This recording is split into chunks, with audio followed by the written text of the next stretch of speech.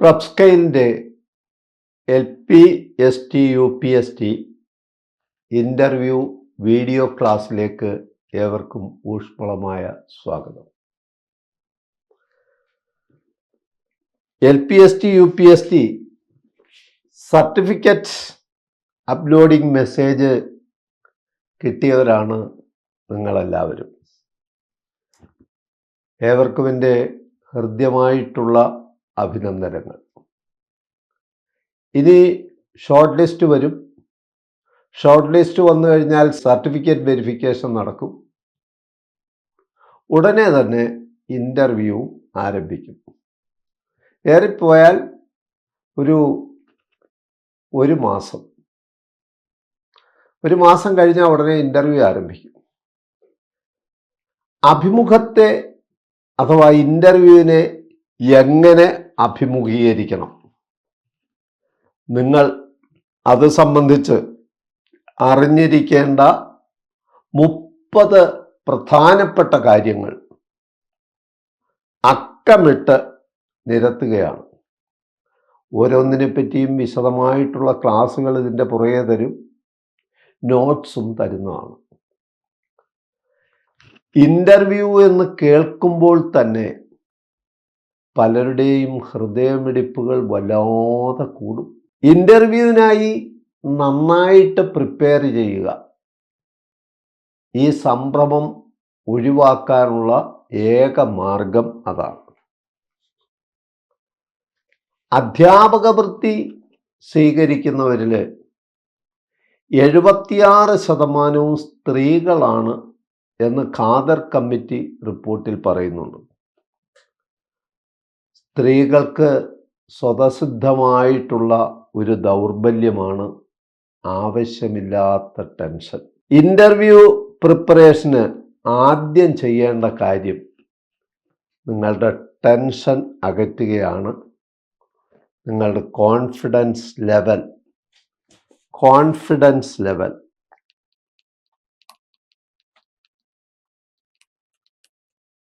വർദ്ധിപ്പിക്കണം. അപ്പോൾ tension അകറ്റണം, confidence level വർദ്ധിപ്പിക്കണം. ഇൻ്റർവ്യൂവിനെ കുറിച്ചുള്ള വ്യക്തമായ ധാരണയോടുകൂടി വേണം ഇൻ്റർവ്യൂവിന് പങ്കെടുക്കാൻ. നിങ്ങളുടെ അറിവിനെ അളക്കാനുള്ളതല്ല ഇൻ്റർവ്യൂ. ഇൻ്റർവ്യൂ എന്ന് പറഞ്ഞാൽ ഇന്നർവ്യൂ ആണ്. അതിൽ നിങ്ങളുടെ പേഴ്സണാലിറ്റി ട്രെയ്റ്റ്സ് അളക്കും, കോൺഫിഡൻസ് ലെവൽ അളക്കും, പേഴ്സണാലിറ്റി ട്രെയ്റ്റ്,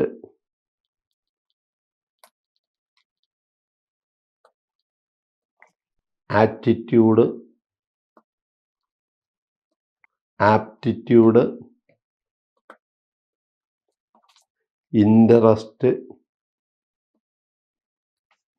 കമ്മ്യൂണിക്കേഷൻ സ്കിൽ,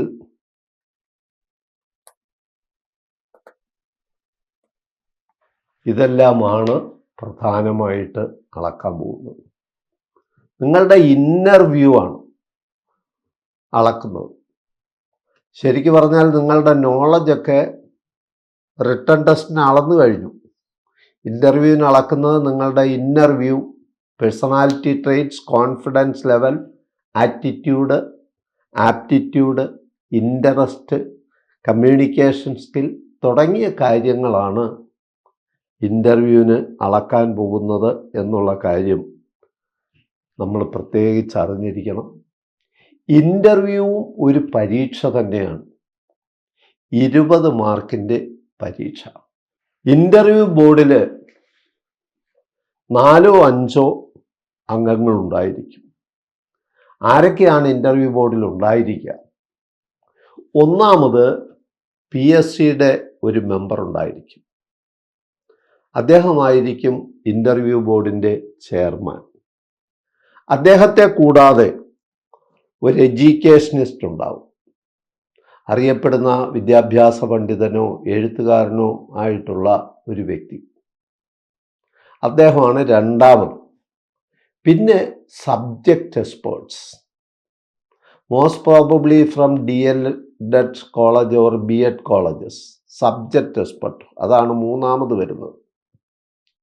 നാലാമത് സൈക്കോളജിസ്റ്റ്. സൈക്കോളജിസ്റ്റ് എന്ന് പറഞ്ഞാൽ കോളേജിലൊക്കെ സൈക്കോളജി ഡിപ്പാർട്ട്മെൻറ്റിൽ അല്ലെങ്കിൽ യൂണിവേഴ്സിറ്റിയുടെ സൈക്കോളജി ഡിപ്പാർട്ട്മെൻറ്റ് വിദഗ്ധരായിട്ടുള്ള മനഃശാസ്ത്ര രംഗത്ത് വൈദഗ്ധ്യം നേടിയ ഒരാളായിരിക്കും നാലാമത്. അഞ്ചാമത് വിദ്യാഭ്യാസ വകുപ്പിൻ്റെ പ്രതിനിധിയായിട്ട് ഒന്നാമത് ഡി ഡി എന്ന് പറഞ്ഞാൽ ഡെപ്യൂട്ടി ഡയറക്ടർ ഓഫ് എഡ്യൂക്കേഷൻ, അല്ലെങ്കിൽ DEO, ഡിസ്ട്രിക്റ്റ് എഡ്യൂക്കേഷണൽ ഓഫീസർ. ഇവർ രണ്ടിലെ ആരെങ്കിലും, അല്ലെങ്കിൽ AEO ആയിരിക്കും, അഥവാ AEO. ഈ 3 പേരിൽ ആരെങ്കിലും ഒരാൾ ആ കമ്മിറ്റിയിൽ ഉണ്ടായിരിക്കും. ഇങ്ങനെ 5 പേരാണ് കമ്മിറ്റിയിൽ വേണ്ടത്. എല്ലാ കമ്മിറ്റിയിലും 5 പേര് ഉണ്ടായിക്കൊള്ളണമെന്നില്ല. ചില കമ്മിറ്റിയിൽ 3 പേരേ ഉണ്ടാവുള്ളൂ, ചിലതിൽ 4 പേരേ ഉണ്ടാവുള്ളൂ. ഏതായാലും ഈ 5 പേരെയാണ് നമുക്ക് കമ്മിറ്റിയിൽ പ്രതീക്ഷിക്കാവുന്നത്.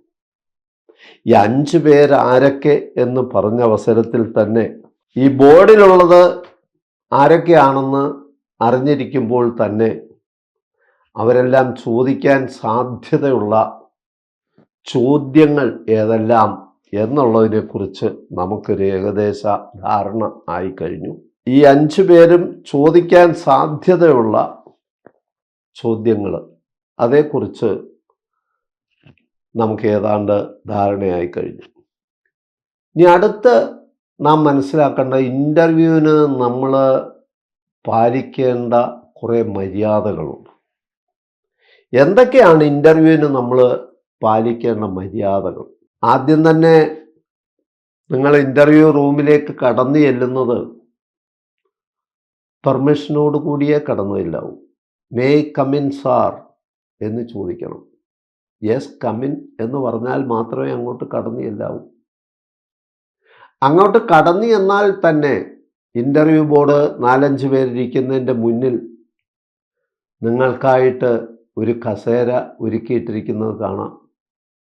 ആ കസേരയുടെ ഓരം ചേർന്ന് അവിടെ നിൽക്കുക. ടേക്ക് യുവർ സീറ്റ് എന്ന് അവർ പറയും. അപ്പോഴും ചാടിക്കയറി അങ്ങ് ഇരുന്ന് കളയരുത്. ടേക്ക് യുവർ സീറ്റ് എന്ന് പറഞ്ഞാൽ താങ്ക് യു സാർ എന്ന് പറഞ്ഞിട്ടേ കയറിയിരിക്കാവൂ. ആ ഇരിപ്പെങ്ങനെ വേണം? നട്ടല് നിവർത്തിയിരിക്കണം. ചാരുകസേരയിൽ ചാരിക്കിടക്കുന്ന പോലെ ഇരിക്കാൻ പാടില്ല.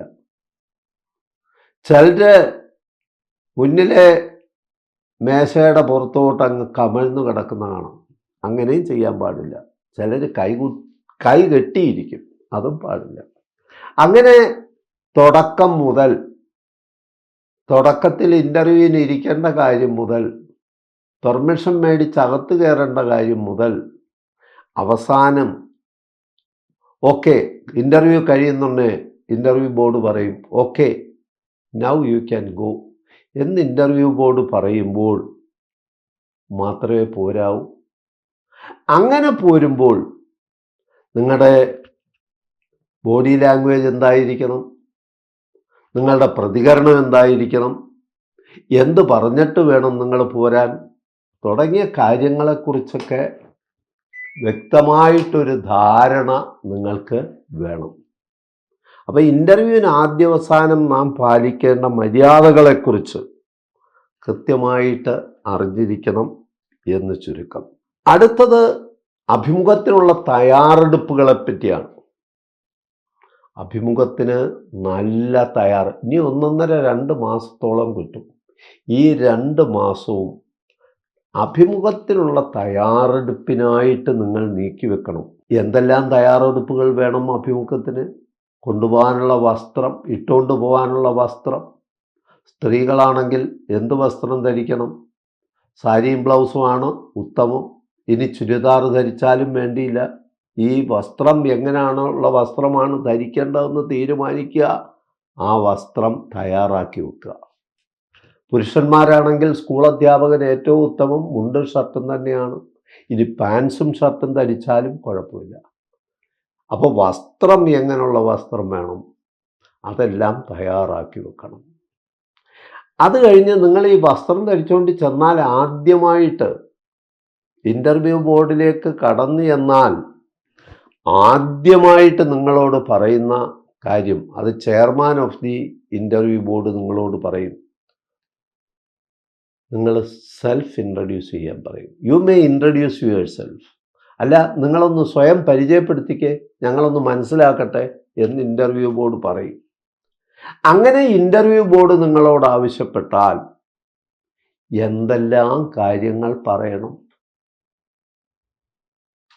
ആ പറയുന്ന കാര്യങ്ങളിൽ തന്നെ ഏത് ആദ്യം പറയണം, ഏത് രണ്ടാമത് പറയണം, ഏത് മൂന്നാമത് പറയണം, ഏത് അവസാനം പറയണം,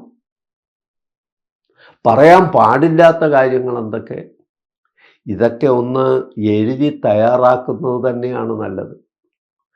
സെൽഫ് ഇൻട്രഡക്ഷൻ എഴുതി തയ്യാറാക്കുന്നത് തന്നെയാണ് നല്ലത്.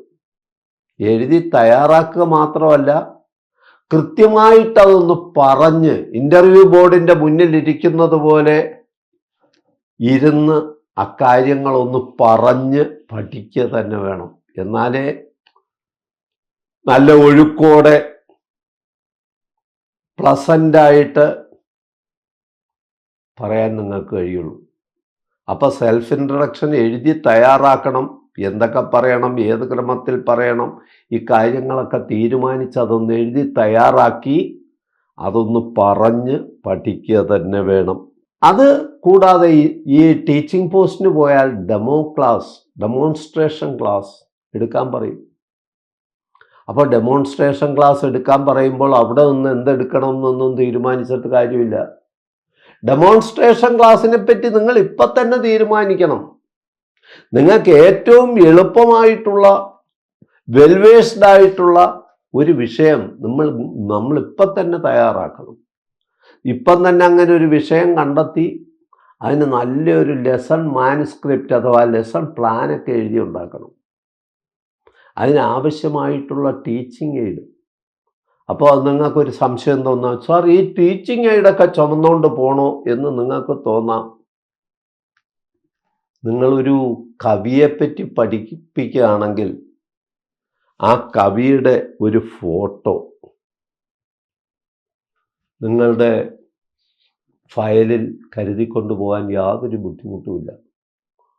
നിങ്ങൾ ഒരു പ്ലാന്റിനെ പറ്റിയാണ് പഠിപ്പിക്കുന്നതെങ്കിൽ ഒരു ചെറിയ പ്ലാന്റ് പറിച്ച്, ചെറിയൊരു ചെടി പറിച്ച് നിങ്ങളുടെ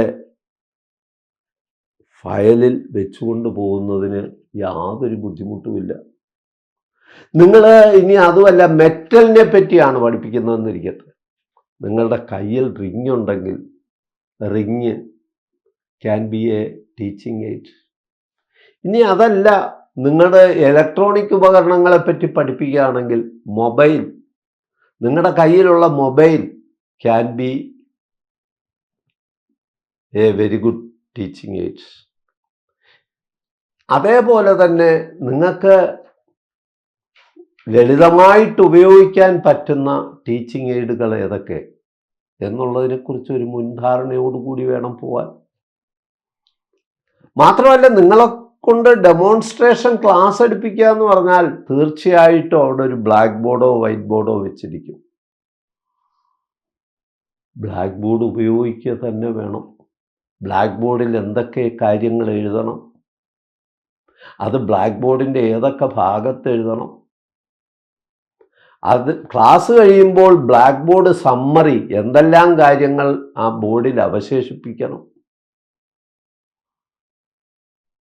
അവസാനം ഞാൻ ഒരുപാട് നൂറുകണക്കിന് ഇൻ്റർവ്യൂവിന് അറ്റൻഡ് ചെയ്തിട്ടുണ്ട്. പലരെപ്പറ്റിയും ക്ലാസ് എടുപ്പിച്ച് കഴിയുമ്പോൾ ക്ലാസ് എടുത്തിട്ട് അവരങ്ങ് പോകും. പിന്നെ അവരെ വിളിച്ചിട്ട് വേണം ബോർഡ് ക്ലീൻ ചെയ്യിക്കാൻ. അതൊക്കെ അസസ് ചെയ്യപ്പെടുന്ന കാര്യമാണ്. ബ്ലാക്ക് ബോർഡ് ഉപയോഗിക്കുക എന്ന് പറഞ്ഞാൽ ക്ലാസ്സിൻ്റെ മുൻപും ക്ലാസ് തുടങ്ങിയ ശേഷവും ബ്ലാക്ക് ബോർഡ് വൃത്തിയാക്കുക തന്നെ വേണം. ഇനി മോക്ക് ഇൻ്റർവ്യൂവിനുള്ള മറ്റൊരു തയ്യാറെടുപ്പാണ് മോക്ക് ഇൻ്റർവ്യൂ. നിങ്ങളുടെ കൂട്ടുകാരുടെ ഇടയ്ക്ക് നിങ്ങൾ ഒരു റോൾ പ്ലേ നടത്തുക, നിങ്ങൾ ഒരു ഇൻ്റർവ്യൂ നടത്തുക. ഇൻ്റർവ്യൂവിൽ നിങ്ങൾ പങ്കെടുക്കുന്നു, നിങ്ങൾ എങ്ങനെ സെൽഫ് ഇൻട്രൊഡ്യൂസ് ചെയ്യുന്നു, നിങ്ങളുടെ ഡെമോൺസ്ട്രേഷൻ ക്ലാസ് എങ്ങനെ എടുക്കുന്നു, ഇതെല്ലാം അവിടെ അവതരിപ്പിക്കുക. അതിനുശേഷം അവരുടെ ഒരു ഫീഡ്ബാക്ക് കളക്ട് ചെയ്യണം. ആ ഫീഡ്ബാക്ക് കളക്ട് ചെയ്ത് അതിൻ്റെ അടിസ്ഥാനത്തിൽ നിങ്ങളുടെ മുഖഭാവങ്ങളും, ചിലരുടെ മുഖമൊക്കെ കടന്നൽ കുട്ടിയ മുഖം പോലെ ഇൻ്റർവ്യൂ ബോർഡിൻ്റെ മുന്നിലിരിക്കും. അത് പാടില്ല. പ്ലസൻ്റ് ആയിരിക്കണം. നിങ്ങളുടെ അംഗവിക്ഷേപങ്ങൾ, കയ്യും കെട്ടിയിരുന്ന് വർത്താനം പറഞ്ഞാൽ പോരാ. നിങ്ങളുടെ അംഗവിക്ഷേപങ്ങൾ, ബോഡി ലാംഗ്വേജ്, ഇതൊക്കെ ഒരുപാട് മോഡിഫിക്കേഷൻ വേണ്ടി വരും. നിങ്ങളുടെ പിയർ ഗ്രൂപ്പിൽ നിങ്ങളുടെ ഫ്രണ്ട്സിൻ്റെ റെസ്പോൺസിൻ്റെ അടിസ്ഥാനത്തിൽ നമ്മുടെ ക്രിറ്റിസിസം ക്ലാസ് എടുക്കുമല്ലോ, DLEDനും BEdനും ഒക്കെ. ക്രിറ്റിസിസം ക്ലാസ് എടുക്കുമ്പോൾ നിങ്ങൾ കുട്ടികളോട് ക്ലാസ് എടുക്കും, സ്കൂൾ കുട്ടികളോട്. അതിനു പുറകിൽ നിങ്ങളുടെ ക്ലാസ്സിലുള്ള ഫ്രണ്ട്സ് ഇരിക്കും, അതിനു പുറകിൽ നിങ്ങളുടെ ടീച്ചർ ഇരിക്കും. ക്രിറ്റിസിസം ക്ലാസ് കഴിഞ്ഞു കഴിഞ്ഞാൽ നിങ്ങളുടെ നേട്ടങ്ങളെക്കുറിച്ചും കോട്ടങ്ങളെക്കുറിച്ചും, നിങ്ങളുടെ ക്ലാസ്സിൻ്റെ നല്ല വശങ്ങളെക്കുറിച്ചും പോരായ്മകളെക്കുറിച്ചും വീഴ്ചകളെക്കുറിച്ചും ഒക്കെ അവർ പറയും. അതനുസരിച്ച് നിങ്ങൾ ക്ലാസ് മോഡിഫൈ ചെയ്യുന്നത് പോലെ ഇവിടെ ഒരു മോക്ക് ഇൻ്റർവ്യൂ നടത്തി നിങ്ങളുടെ വീഴ്ചകളും പോരായ്മകളും ഒക്കെ കണ്ടെത്തി അത് പരിഹരിക്കപ്പെടുക തന്നെ വേണം. പിന്നെ മറ്റൊരു പ്രധാനപ്പെട്ട കാര്യം പറയട്ടെ. നിങ്ങൾ ഇൻ്റർവ്യൂ ബോർഡിലേക്ക് കടന്നു പോകുന്നതിന് മുമ്പ് നിങ്ങളുടെ കയ്യിലുള്ള മൊബൈൽ ഫോൺ നിങ്ങളുടെ ഒരു സന്തത സഹചാരിയാണ്. ആ മൊബൈൽ ഫോൺ നിങ്ങൾ സ്വിച്ച് ഓഫ് ചെയ്യണം. പലരും അത് മറന്നു പോകാറുണ്ട്. ഇൻ്റർവ്യൂ നടക്കുന്ന കൂട്ടത്തിൽ നിങ്ങളുടെ മൊബൈൽ ഫോൺ ബെല്ലടിച്ചാൽ ഉണ്ടാകുന്ന അരോചകത്വം ഒന്ന് ആലോചിച്ച് നോക്കുക.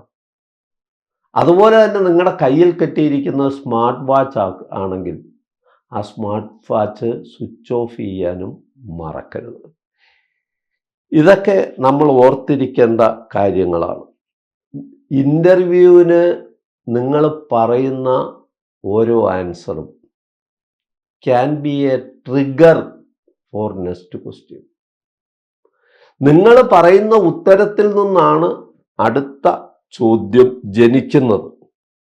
അതുകൊണ്ട് നിങ്ങൾ ഇൻ്റർവ്യൂ ബോർഡിൽ പറയാൻ ഉദ്ദേശിക്കുന്ന ഉത്തരങ്ങളൊക്കെ മുൻകൂട്ടി തീരുമാനിക്കണം, പറഞ്ഞ് ശീലിക്കുകയും വേണം. റിട്ടൺ ടെസ്റ്റിന് 75 മിനിറ്റ് കൊണ്ട് 100 മാർക്കിനുള്ള 100 ചോദ്യം, അതാണ് റിട്ടൺ ടെസ്റ്റ്. ഒരേ തരത്തിലുള്ള 100 ചോദ്യമാണ്. Objective type multiple choice question, MCQ എന്ന ചുരുക്കപ്പേരിൽ അറിയപ്പെടും.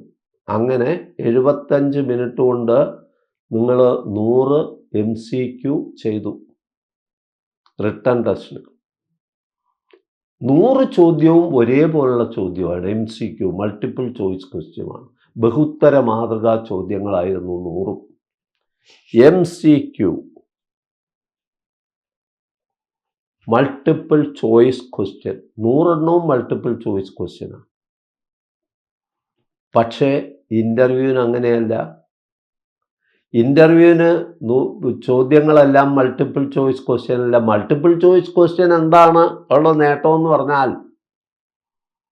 ചോദ്യത്തിനോടൊപ്പം ഉത്തരവും അവിടെ തന്നെയുണ്ട്. ഇൻ്റർവ്യൂവിന് അങ്ങനെയല്ല. ഒന്നാമത് ചോദ്യത്തിനോടൊപ്പം ഇൻ്റർവ്യൂവിന് നിങ്ങൾക്ക് ഉത്തരം അവർ തരില്ല. You have to recollect the answer from your memory. മാത്രമല്ല MCQ ചോദ്യം അല്ല ചോദിക്കുന്നത്. വൈവിധ്യമേറിയ വ്യത്യസ്ത തരത്തിലുള്ള ചോദ്യങ്ങൾ നിങ്ങൾക്ക് പ്രതീക്ഷിക്കണം എന്ന് പറഞ്ഞാൽ അതിൻ്റെ അർത്ഥം റിട്ടൺ ടെസ്റ്റിന് നിങ്ങൾ തയ്യാറായതിനേക്കാൾ ആഴത്തിലുള്ള തയ്യാറെടുപ്പ് ഇൻ്റർവ്യൂവിന് ആവശ്യമാണ് എന്ന യാഥാർത്ഥ്യത്തിലേക്കാണ് ഇത് വിരൽ ചൂണ്ടുന്നത്. റിട്ടൺ ടെസ്റ്റിന് 100 മാർക്കായിരുന്നു. 100 മാർക്കിൽ നിങ്ങൾ 60 മാർക്കോ 62 മാർക്കോ ഒക്കെ മേടിച്ചിട്ടുണ്ടാവും. റിട്ടൺ ടെസ്റ്റിന് നിങ്ങൾ മേടിച്ച മാർക്കിനോടൊപ്പം ഇൻ്റർവ്യൂവിന് നിങ്ങൾ നേടാൻ പോകുന്ന മാർക്കുണ്ടല്ലോ, ഇൻ്റർവ്യൂവിന് എത്രയിലായിരുന്നു ഇൻ്റർവ്യൂ എന്നുള്ള കാര്യം നിങ്ങൾക്കറിയാമായിരിക്കും. 20ലാണ്. 20 മാർക്കാണ് ഇൻ്റർവ്യൂവിന് നീക്കി വച്ചിരിക്കുന്നത്. റിട്ടൺ ടെസ്റ്റിന് നിങ്ങൾ നേടിയ മാർക്കിനോടൊപ്പം ഇൻ്റർവ്യൂവിന് നിങ്ങൾ നേടുന്ന മാർക്ക് കൂടെ ചേർത്താണ് നിങ്ങളുടെ റാങ്ക് തീരുമാനിക്കുന്നത്. അപ്പം ഇൻ്റർവ്യൂവിന് ഒരു മാർക്ക് 20 മാർക്കിൽ ഇൻ്റർവ്യൂ ബോർഡ് ഒരു റേഞ്ച് തീരുമാനിച്ചിട്ടുണ്ട്. നോർമലി 7 to 14 അതാണ് ഈ മാർക്കിൻ്റെ റേഞ്ച്. ഇൻ്റർവ്യൂവിന് നൽകുന്ന മാർക്കിൻ്റെ റേഞ്ച് അതാണ് 7 to 14. 14ൽ കൂടുതൽ മാർക്ക് സാധാരണ കൊടുക്കലില്ല. ഏറ്റവും കുറവ് കൊടുക്കുന്ന മാർക്ക് 7 ആയിരിക്കും. ഈ 7 to 14 മാർക്കിൽ നിങ്ങൾ നേടുന്ന ഓരോ മാർക്കും ഉണ്ടല്ലോ വളരെ ക്രൂഷ്യലാണ്. നിങ്ങൾ 2 മാർക്ക് കൂടുതൽ നേടുക എന്ന് പറഞ്ഞാൽ ഇൻ്റർവ്യൂവിൻ്റെ ആ വലിയ ലിസ്റ്റിലുണ്ടല്ലോ ഒരുപാട് പേർക്ക് മുകളിൽ നിങ്ങൾ ചെന്ന് നിൽക്കും. മാർക്ക് 2 നേടുന്നുള്ളെങ്കിൽ പോലും ഇൻ്റർവ്യൂവിൻ്റെ റാങ്ക് ലിസ്റ്റിൽ നിങ്ങളെ പൊസിഷൻ ഒരുപാട് പേരുടെ മുകളിലെത്തും 2 മാർക്ക് കൊണ്ട്. അങ്ങനെ ഒരുപാട് പേരുടെ മുകളിൽ റാങ്ക് ലിസ്റ്റിൽ എത്തിയാലുള്ള ഒരു ഗുണം എന്താ? റാങ്ക് ലിസ്റ്റിൽ നിങ്ങൾ പെട്ടു എന്ന് പറഞ്ഞതുകൊണ്ട് മാത്രം കാര്യമില്ല. ഏറ്റവും ആദ്യം റാങ്ക് ലിസ്റ്റ് വന്നു കഴിഞ്ഞാൽ 2025 ജൂണിൽ ജോലിക്ക് കയറാം. ഏറ്റവും അവസാനമായി പോയാലോ 2 വർഷം കഴിഞ്ഞൊക്കെ ആയിരിക്കും ജോലി കിട്ടുക. ഈ 2 വർഷം മുന്നേ ജോലി കിട്ടിക്കഴിഞ്ഞാൽ 2 വർഷം ശമ്പളം കിട്ടും. മാത്രമല്ല 2 ഇൻക്രിമെൻ്റ് കിട്ടും. ഈ ഇൻക്രിമെൻ്റ് നിങ്ങളുടെ ബേസിക് പേയോട് കൂടി കൂട്ടിക്കഴിഞ്ഞാൽ നിങ്ങളുടെ ശമ്പളത്തിൽ വർധനവുണ്ടാവും. ആ ശമ്പളത്തിൽ ഉണ്ടാകുന്ന വർധനവ് നിങ്ങളുടെ പെൻഷൻ്റെ എമൗണ്ടിനെയും സ്വാധീനിക്കും. മാത്രമല്ല ആജീവനാന്തം അത് നിങ്ങളെ സ്വാധീനിക്കും. അതിൻ്റെ ഗുണഫലം ആജീവനാന്തം ഉണ്ടാകും എന്ന് ചുരുക്കം. ഇൻ്റർവ്യൂവിന് നിങ്ങൾ ആദ്യം ചെന്നാൽ, പണ്ടൊക്കെ PSC ഓഫീസിൽ ഇൻ്റർവ്യൂവിന് ചെന്നാൽ ആദ്യം അവിടെ നിന്നൊരു ബയോഡേറ്റ ഫോം തരും. നിങ്ങളത് പൂരിപ്പിച്ച് കൊടുക്കണം. ആ പൂരിപ്പിച്ചു കൊടുക്കേണ്ട ബയോഡേറ്റ ഫോം തുടങ്ങി ഡെമോൺസ്ട്രേഷൻ ക്ലാസ് വരെ ഉള്ള എല്ലാ കാര്യങ്ങളും തുടക്കത്തിൽ ബയോഡേറ്റയുടെ ഫോം പൂരിപ്പിച്ചു കൊടുക്കലാണ്. ഇൻ്റർവ്യൂവിൻ്റെ അവസാനം ഡെമോ ക്ലാസ് എടുക്കലാണ്. അപ്പോൾ ചുരുക്കം പറഞ്ഞാൽ ബയോഡേറ്റ ഫോം പൂരിപ്പിക്കൽ തൊട്ട് ഡെമോ ക്ലാസ് വരെയുള്ള കാര്യങ്ങളെല്ലാം അടിമുടി മാറിയിട്ടുണ്ട്. പണ്ടൊക്കെ ബയോഡേറ്റയുടെ ഫോം PSC ഓഫീസിൽ ചെന്നിട്ട് നമുക്ക് തരുമെന്ന് നമ്മൾ അവിടുന്ന് പൂരിപ്പിച്ചു കൊടുക്കണം. ഇന്നതല്ല. ഇന്ന് കേരള പബ്ലിക് സർവീസ് കമ്മീഷൻ്റെ വെബ്സൈറ്റിൽ Kerala public service commission www.keralapublicsservicecommission.gov.in ആ വെബ്സൈറ്റിൽ ബയോഡേറ്റയുടെ ഫോമുണ്ട്.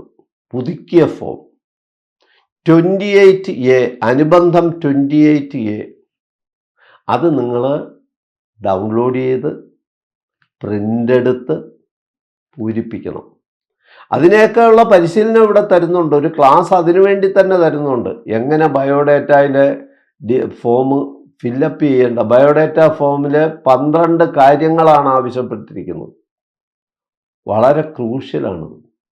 നിങ്ങളുടെ വിജയപരാജയങ്ങൾ തീരുമാനിക്കുന്നതിൽ ഈ ബയോഡേറ്റ ഫോം വളരെ ക്രൂഷ്യലാണ്. ഈ കാര്യങ്ങൾ ബയോഡേറ്റയിലെ 12 ക്വസ്റ്റ്യൻസ്, ഇതെല്ലാം വളരെ ക്രൂഷ്യലാണ്. ഈ 12 ചോദ്യങ്ങളും എങ്ങനെ പൂരിപ്പിക്കണം എന്നുള്ള കാര്യത്തെക്കുറിച്ചുള്ള ഒരു പരിശീലനം നിങ്ങൾക്കിവിടെ തരും. ആ ബയോഡേറ്റ ഫോം തെറ്റുകൂടാതെ പൂരിപ്പിച്ച് കൊണ്ടുവേണം നിങ്ങൾ ഇൻ്റർവ്യൂവിന് ഹാജരാകാൻ.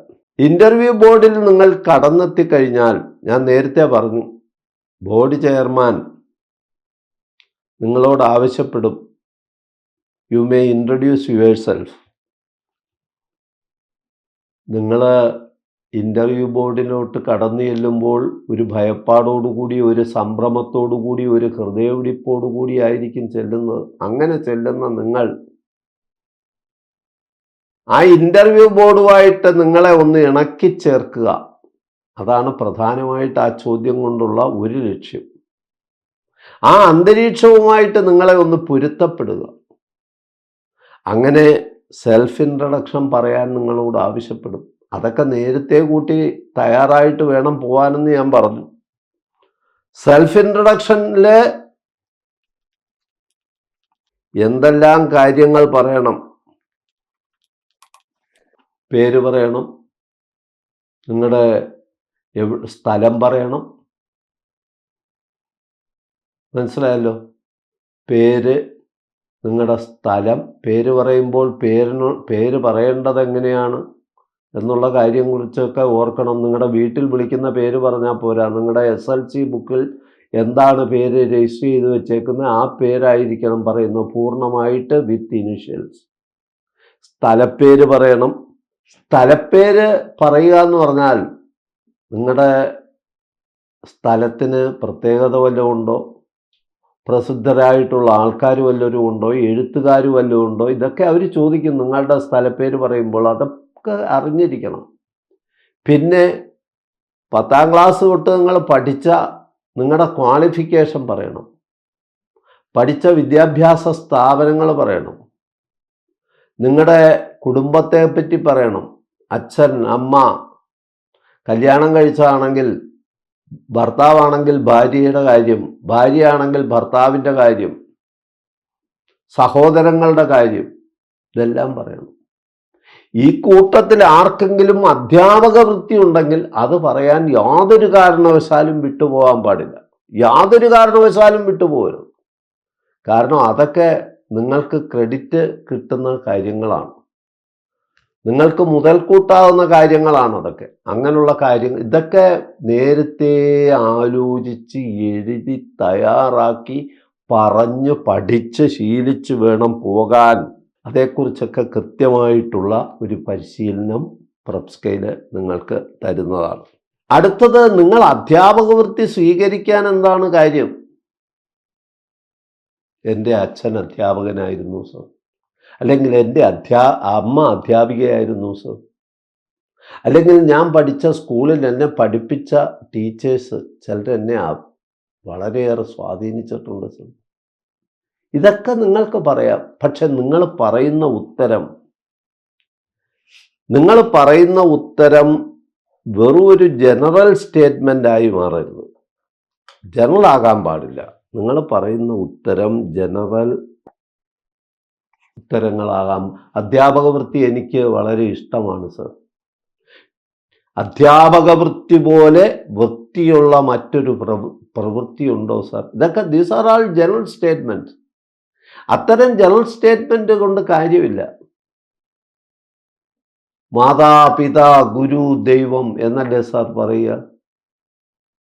ഗുരുർ ബ്രഹ്മ ഗുരുർ വിഷ്ണു ഗുരുർദേവോ മഹേശ്വര ഗുരു സാക്ഷാൽ പരബ്രഹ്മ തസ്മൈ ശ്രീ ഗുരവേ നമ. അത്ര മഹത്വപൂർണമല്ലേ സാർ ഗുരുവിൻ്റെ സമൂഹത്തിലുള്ള സ്ഥാനം? ഇതൊക്കെ ജനറലായിട്ടുള്ള കാര്യങ്ങളാണ്. ഇത്തരം കാര്യങ്ങളൊന്നും പറഞ്ഞിട്ട് കാര്യമില്ല. നിങ്ങളുടെ ആൻസർ ഷുഡ് ബി സ്പെസിഫിക് ആയിരിക്കണം നിങ്ങളുടെ ആൻസർ. നിങ്ങളുടെ വ്യക്തിത്വവുമായിട്ട് ബന്ധമുള്ളതായിരിക്കണം, നിങ്ങളുടെ ജീവിതവുമായിട്ട് ബന്ധമുള്ളതായിരിക്കണം. അപ്പോൾ അധ്യാപക വൃത്തി തിരഞ്ഞെടുക്കാനുള്ള കാരണം എന്താണെന്ന് ചോദിച്ചാൽ കൃത്യമായിട്ട് അതിനൊരു കാരണം കണ്ടെത്തി വെക്കണം. ഇപ്പോഴേ കണ്ടെത്തി വെക്കണം. പിന്നെ നിങ്ങളുടെ ഹോബികൾ എന്തെല്ലാം എന്ന് ചോദിക്കാം. എന്തെല്ലാം ഹോബി? പല ഹോബികൾ പറയുന്നവരുണ്ട്.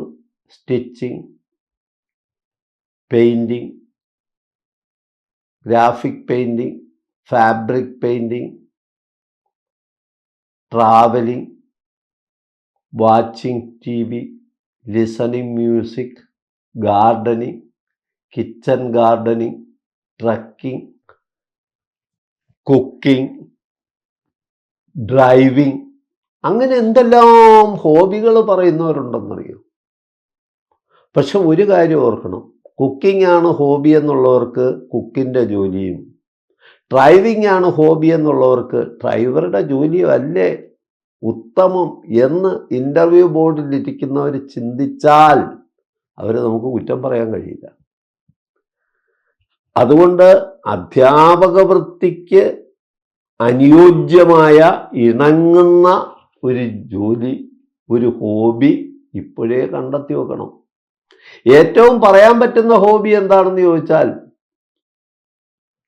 അധ്യാപക വൃത്തിയോട് ഒത്തിണങ്ങി പോകുന്ന ഒരു ഹോബി എന്ന് പറഞ്ഞാൽ റീഡിങ്.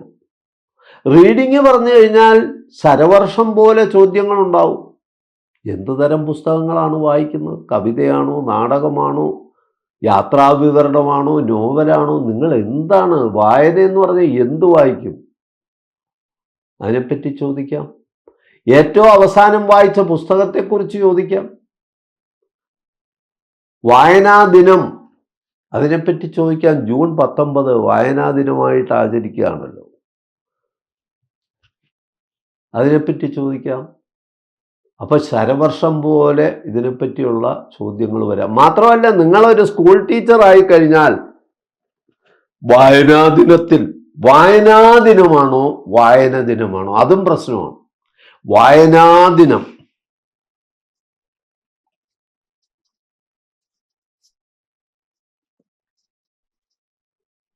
വലിയ വലിയ ബുദ്ധിമാന്മാരെല്ലാം ഇത് തെറ്റായിട്ട് പ്രയോഗിച്ച് കണ്ടിട്ടുണ്ട്.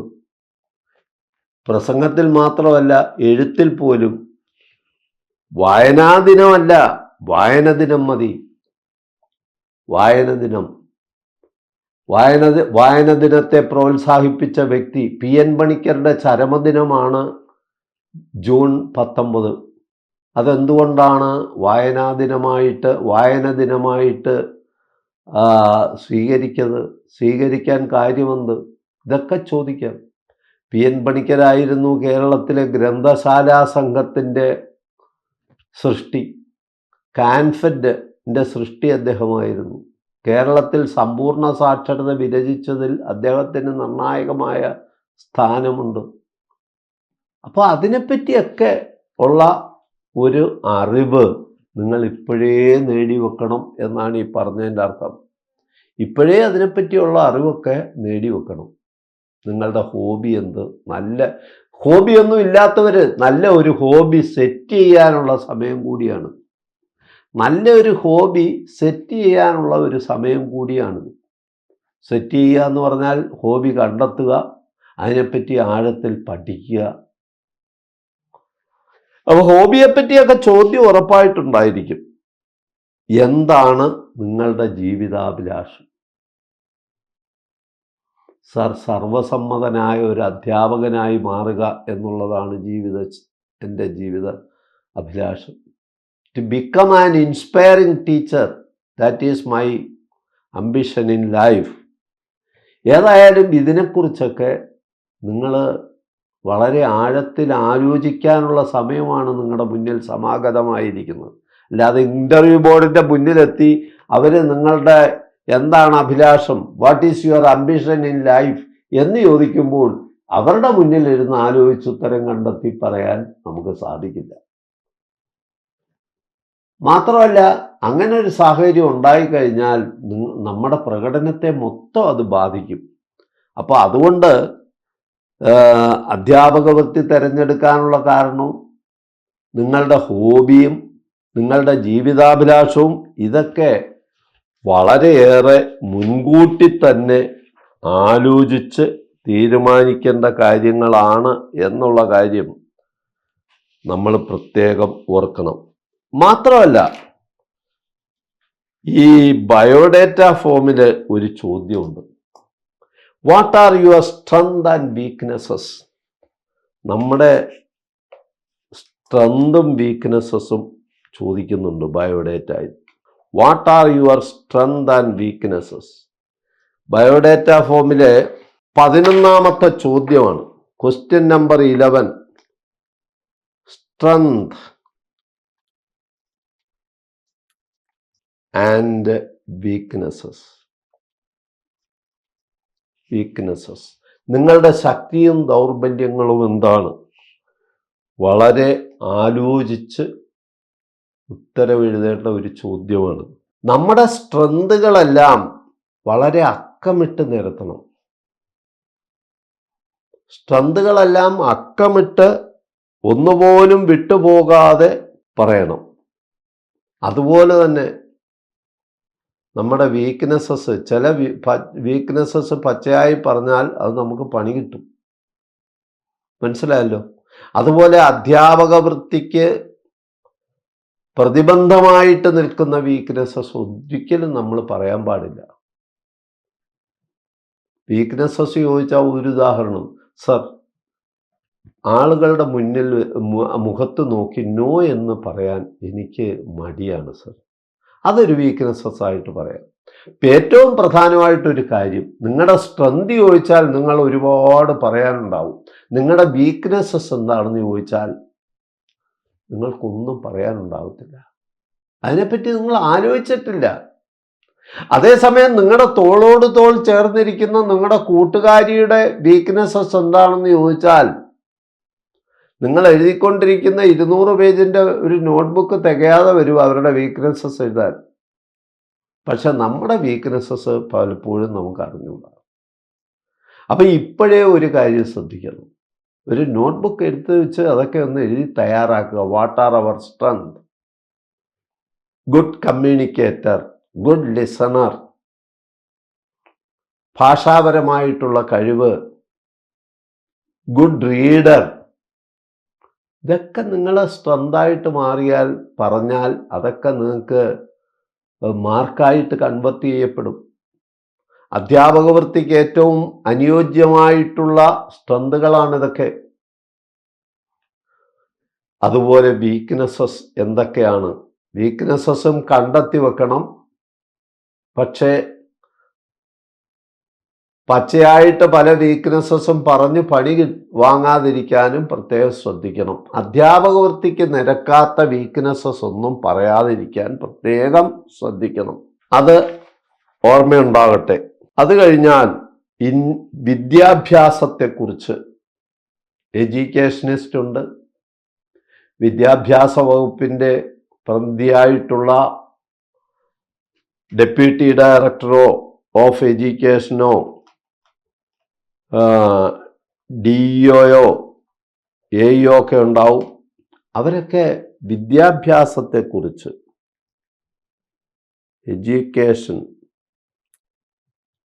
ഇതിനെക്കുറിച്ച് ചോദിക്കും. എഡ്യൂക്കെയർ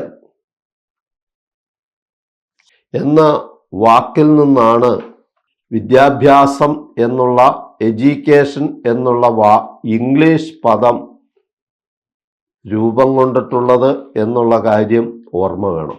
ലാറ്റിൻ ഭാഷയിലെ എഡ്യൂക്കെയർ ലാറ്റിൻ ഭാഷയാണ്. എഡ്യൂക്കെയർ എന്ന പദത്തിൽ നിന്നാണ് എഡ്യൂക്കേഷൻ എന്നുള്ള ഇംഗ്ലീഷ് വാക്ക് ഉത്ഭവിച്ചിരിക്കുന്നത്. നറിഷ് എന്നാണ് അതിൻ്റെ അർത്ഥം. ഊട്ടി വളർത്തുക എന്ന് വേണമെങ്കിൽ മലയാളത്തിൽ പറയാം. ഊട്ടി വളർത്തുക എന്നുള്ള എഡ്യൂക്കെയർ എന്ന ലാറ്റിൻ ഭാഷാ പദത്തിൽ നിന്നാണ് എഡ്യൂക്കേഷൻ എന്നുള്ള വാക്ക് ഉണ്ടായിട്ടുള്ളത്. ഇനി വേറൊരു അഭിപ്രായം കൂടുണ്ട്. എഡ്യൂക്കെയർ എന്നുള്ള വാക്ക് കൂടാതെ ഈ ഡ്യൂക്കോ എന്ന് പറഞ്ഞാൽ എന്ന് പറഞ്ഞാൽ ഔട്ട് ഓഫ് എന്നാണ് അർത്ഥം. means out of. Duco means to lead. Duco means lead. Duco means lead. അതായത് പുറത്തേക്ക് നയിക്കുക.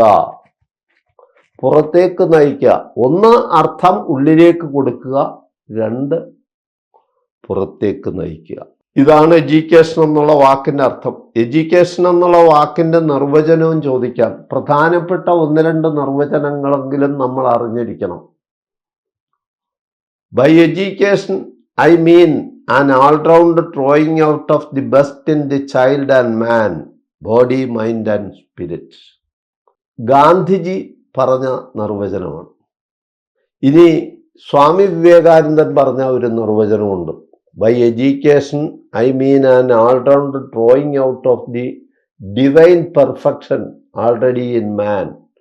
മനുഷ്യനിൽ അന്തർലീനമായിട്ടുള്ള നല്ല ഗുണങ്ങൾ പുറത്തേക്ക് കൊണ്ടുവരിക. അതാണ് വിദ്യാഭ്യാസം കൊണ്ട് സ്വാമി വിവേകാനന്ദൻ ലക്ഷ്യമിട്ടത്.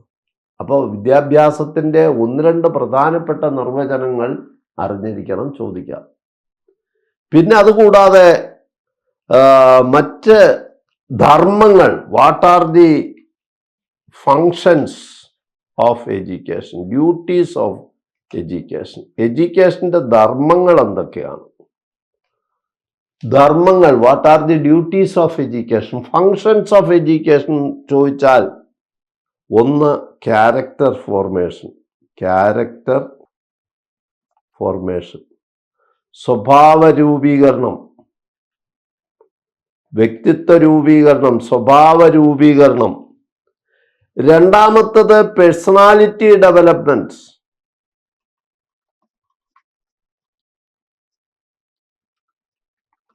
പേഴ്സണാലിറ്റി ഡെവലപ്മെന്റ്, വ്യക്തിത്വ വികാസം. മൂന്ന് സോഷ്യലൈസേഷൻ, സാമൂഹ്യവൽക്കരണം, സാമൂഹ്യവൽക്കരണം. അപ്പോൾ സ്വഭാവ രൂപീകരണം, വ്യക്തിത്വ വികാസം, സാമൂഹ്യവൽക്കരണം, ഇതൊക്കെ ഏറ്റവും പ്രധാനപ്പെട്ട വിദ്യാഭ്യാസത്തിൻ്റെ ധർമ്മങ്ങളാണ്, ഏറ്റവും പ്രധാനപ്പെട്ട ധർമ്മങ്ങളാണ്. അതേപോലെ തന്നെ മറ്റൊരു കാര്യം അറിഞ്ഞിരിക്കേണ്ട, what are the different types of education. നമ്മൾ ഒരുപാട് തരത്തിൽ അറിവ് നേടുന്നുണ്ട്. സ്കൂളുകളിൽ നിന്നും കോളേജുകളിൽ നിന്നും യൂണിവേഴ്സിറ്റികളിൽ നിന്നും അറിവ് നേടുന്നുണ്ട്. വീട്ടിൽ നിന്നും കളിസ്ഥലത്ത് നിന്നും അച്ഛനമ്മമാരിൽ നിന്നും അറിവ് നേടുന്നുണ്ട്. ഡിസ്റ്റൻസ് എഡ്യൂക്കേഷനിൽ നിന്നും കറസ്പോണ്ടൻസ് കോഴ്സിലൂടെയും ഓപ്പൺ യൂണിവേഴ്സിറ്റിയിൽ നിന്നും അറിവ് നേടുന്നുണ്ട്. പത്രദ്വാര അറിവ് നേടുന്നുണ്ട്, ടി വിയിൽ നിന്ന് അറിവ് നേടുന്നുണ്ട്, റേഡിയോയിൽ നിന്ന് അറിവ് നേടുന്നുണ്ട്, കൂട്ടുകാരിൽ നിന്ന് അറിവ് നേടുന്നുണ്ട്, ഇതുപോലെയുള്ള വീഡിയോ ക്ലാസ്സിൽ നിന്ന് അറിവ് നേടുന്നുണ്ട്. ഇങ്ങനെ വ്യത്യസ്ത തരത്തിൽ. മാത്രമല്ല, അറിവ് നേടണമെന്ന് ആഗ്രഹിക്കാത്ത അവസരത്തിൽ പോലും നമ്മുടെ പഞ്ചേന്ദ്രിയങ്ങളിലൂടെ ബോധമണ്ഡലത്തിലേക്ക് അറിവ് പോകുന്നുണ്ട്.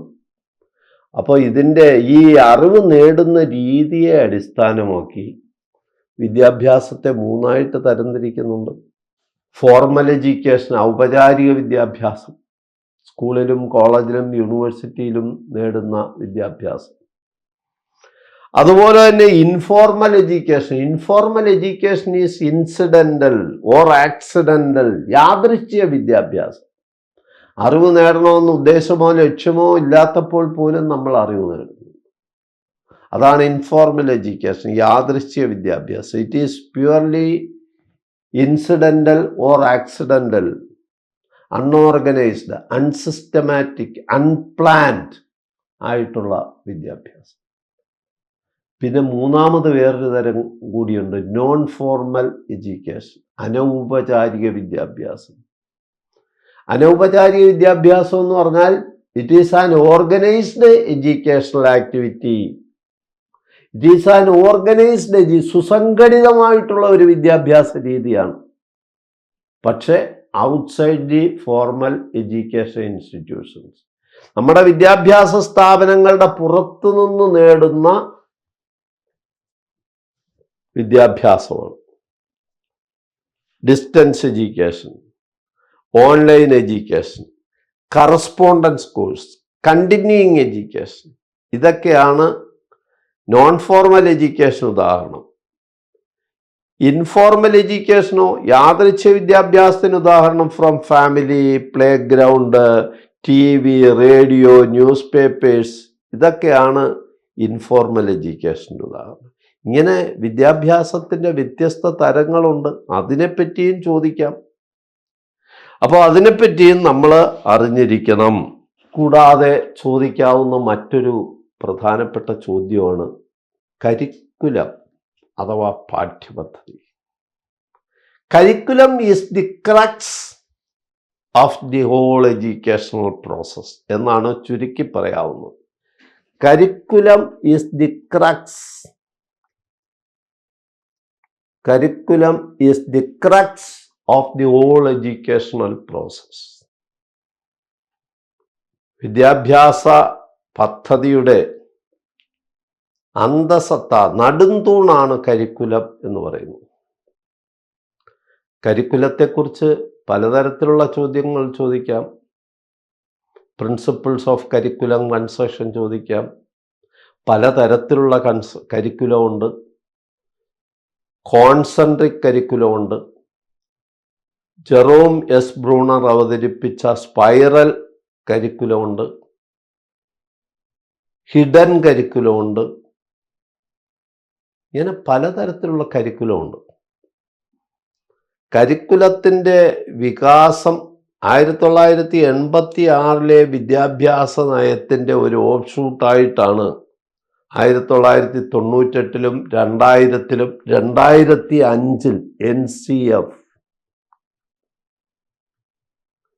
2005 വന്നു. NCF 2005 NCERT national council of education research and training ആണ് ഈ കരിക്കുലം ദേശീയ തലത്തിൽ 2005 അവതരിപ്പിച്ചത്. എന്നിട്ട് ഇന്ത്യയിലെ എല്ലാ സംസ്ഥാനങ്ങളോടും ആവശ്യപ്പെട്ടുവോ, ആ കരട് രൂപം എല്ലാ സംസ്ഥാനങ്ങൾക്കും കൊടുത്തിട്ട് ആവശ്യപ്പെട്ടു, നിങ്ങളുടെ സംസ്ഥാനത്തിന് പറ്റുന്ന തരത്തിലുള്ള ഒരു കരിക്കുലം ഉണ്ടാക്കുക. 10 ലക്ഷം രൂപയും ഓരോ സംസ്ഥാനങ്ങൾക്ക് കൊടുത്തു. ഈ 10 ലക്ഷം രൂപ യൂട്ടിലൈസ് ചെയ്ത് NCF 2000 ചുവട് പിടിച്ച് കേരളത്തിൻ്റെ തനതായ കരിക്കുലം, കേരളത്തിൻ്റെ സംസ്കാരത്തിനും കേരളത്തിൻ്റെ ഭൂപ്രകൃതിക്കും കേരളത്തിൻ്റെ ജനങ്ങളുടെ ജീവിത രീതിക്കും അവരുടെ ജീവിത ശൈലിക്കും തൊഴിലിനും വിശ്വാസങ്ങൾക്കും ആചാരങ്ങൾക്കും അനുഷ്ഠാനങ്ങൾക്കും ഒക്കെ അനുയോജ്യമായ തരത്തിൽ KCF Kerala curriculum framework SCERT ഡയറ്റുകളുടെ സഹായത്തോടു കൂടി 2007 പ്രസിദ്ധീകരിച്ചു. അപ്പോൾ അതിനെപ്പറ്റിയും ചോദിക്കാം. KCF 2007. അത് കഴിഞ്ഞപ്പോഴത്തേക്ക് കേരള സ്കൂൾ പാഠ്യപദ്ധതി, കേരളം സ്കൂൾ പാഠ്യപദ്ധതി 2013 കേരളം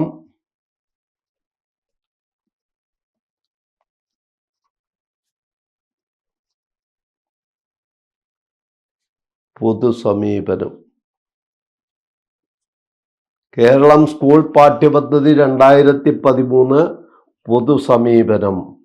അത് കഴിഞ്ഞു 2020 ദേശീയ വിദ്യാഭ്യാസ നയത്തെ തുടർന്ന് ദേശീയ തലത്തിൽ NCERT NCF national curriculum framework 2023 പ്രസിദ്ധീകരിച്ചിട്ടുണ്ട്.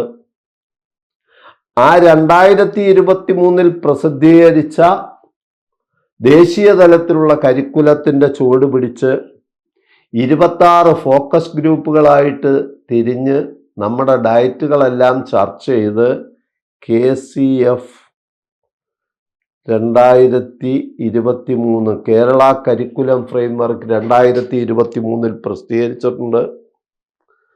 ആ കരിക്കുലത്തിനുള്ള ഒരു പ്രത്യേകത പ്രധാനമായിട്ട് ഈ nursery, kindergarten, day care centre, creche, balwadi, LKG, UKG, play school, Montessori school, ഇങ്ങനെ വൈവിധ്യം എന്ന പേരുകളിൽ അറിയപ്പെട്ടിരുന്ന ഏറിയ കൂറും കേരളത്തിലെ സ്വകാര്യ മേഖലകളുടെ ചുവരുകൾക്കുള്ളിൽ താലോലിക്കപ്പെട്ടിരുന്ന വിദ്യാഭ്യാസം, പ്രീ പ്രൈമറി വിദ്യാഭ്യാസത്തിന് കേരളത്തിൽ ആദ്യമായിട്ട് pre primary school curriculum, pre primary school പാഠ്യപദ്ധതി കേരളത്തിൽ ആദ്യമായിട്ട് രൂപം കൊണ്ടു. Pre primary school curriculum. ഈ പ്ലേ സ്കൂള് KG1 KG2 ഇതെല്ലാം കൂടെ ചേർത്ത് 1-ാം ക്ലാസ്സിൻ്റെയും 2-ാം ക്ലാസ്സിൻ്റെയും കീഴിലേക്ക് കൊണ്ടുവരിക. അപ്പോൾ ഇതിനെല്ലാം ഈ പ്രീ സ്കൂളിനെ നമ്മുടെ സ്കൂള് എന്ന് പറയുന്ന കുടക്കീഴിലേക്ക് കൊണ്ടുവരികയാണ്. അതിൻ്റെ ആദ്യ പടിയായിട്ടാണ് കേരള ഗവൺമെൻറ് SSCRTയെ കൊണ്ട് KCF 2023 ഭാഗമായിട്ട് പ്രീ പ്രൈമറി സ്കൂൾ പാഠ്യപദ്ധതി കരിക്കുലമായി കഴിഞ്ഞു. അത് കഴിഞ്ഞിട്ട് രണ്ടാമത് സ്കൂൾ പാഠ്യപദ്ധതി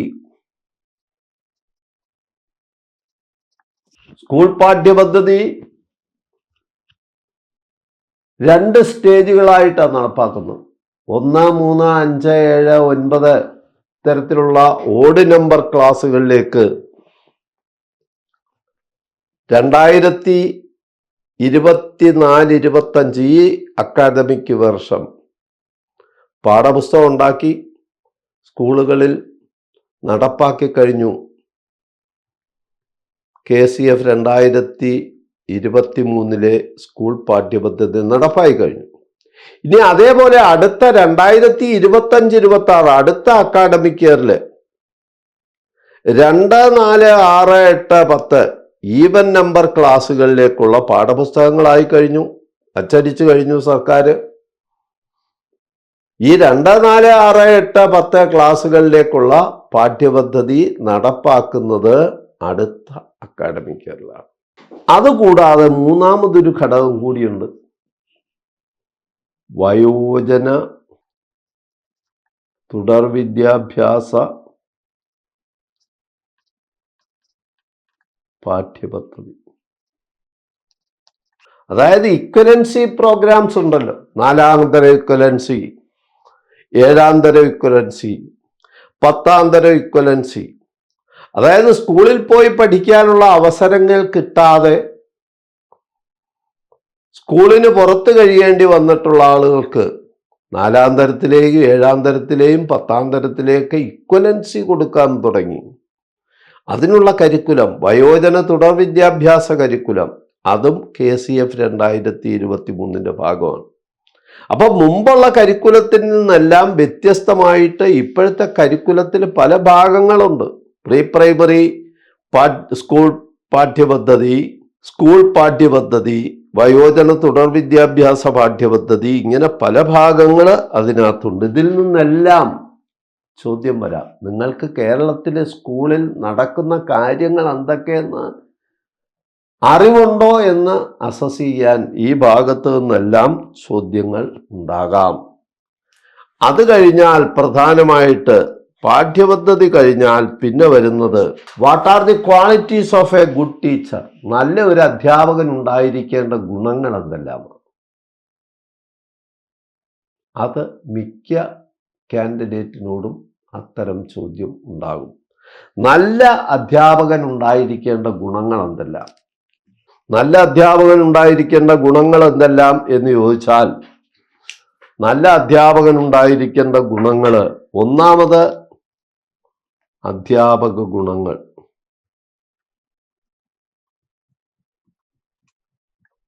പയറ്റി എന്ന് പറഞ്ഞാൽ ധർമ്മനിഷ്ഠ. 2 ലോയൽറ്റി, വിശ്വസ്തത. 3 പഞ്ച്വാലിറ്റി. ഇതൊക്കെ നല്ല അധ്യാപക ഗുണങ്ങളാണ്. പയറ്റി, ലോയൽറ്റി, പഞ്ച്വാലിറ്റി, ധർമ്മനിഷ്ഠ, വിശ്വസ്തത, കൃത്യനിഷ്ഠ അല്ലെങ്കിൽ സമയനിഷ്ഠ, ഇതെല്ലാം നല്ല അധ്യാപകൻ ഉണ്ടായിരിക്കേണ്ട ഗുണങ്ങളാണ്. ഇതുകൂടാതെ അധ്യാപകൻ ഉണ്ടാകേണ്ട മറ്റൊരു ഗുണം പൈതൃക ഭാരതീയ മൂല്യങ്ങൾ.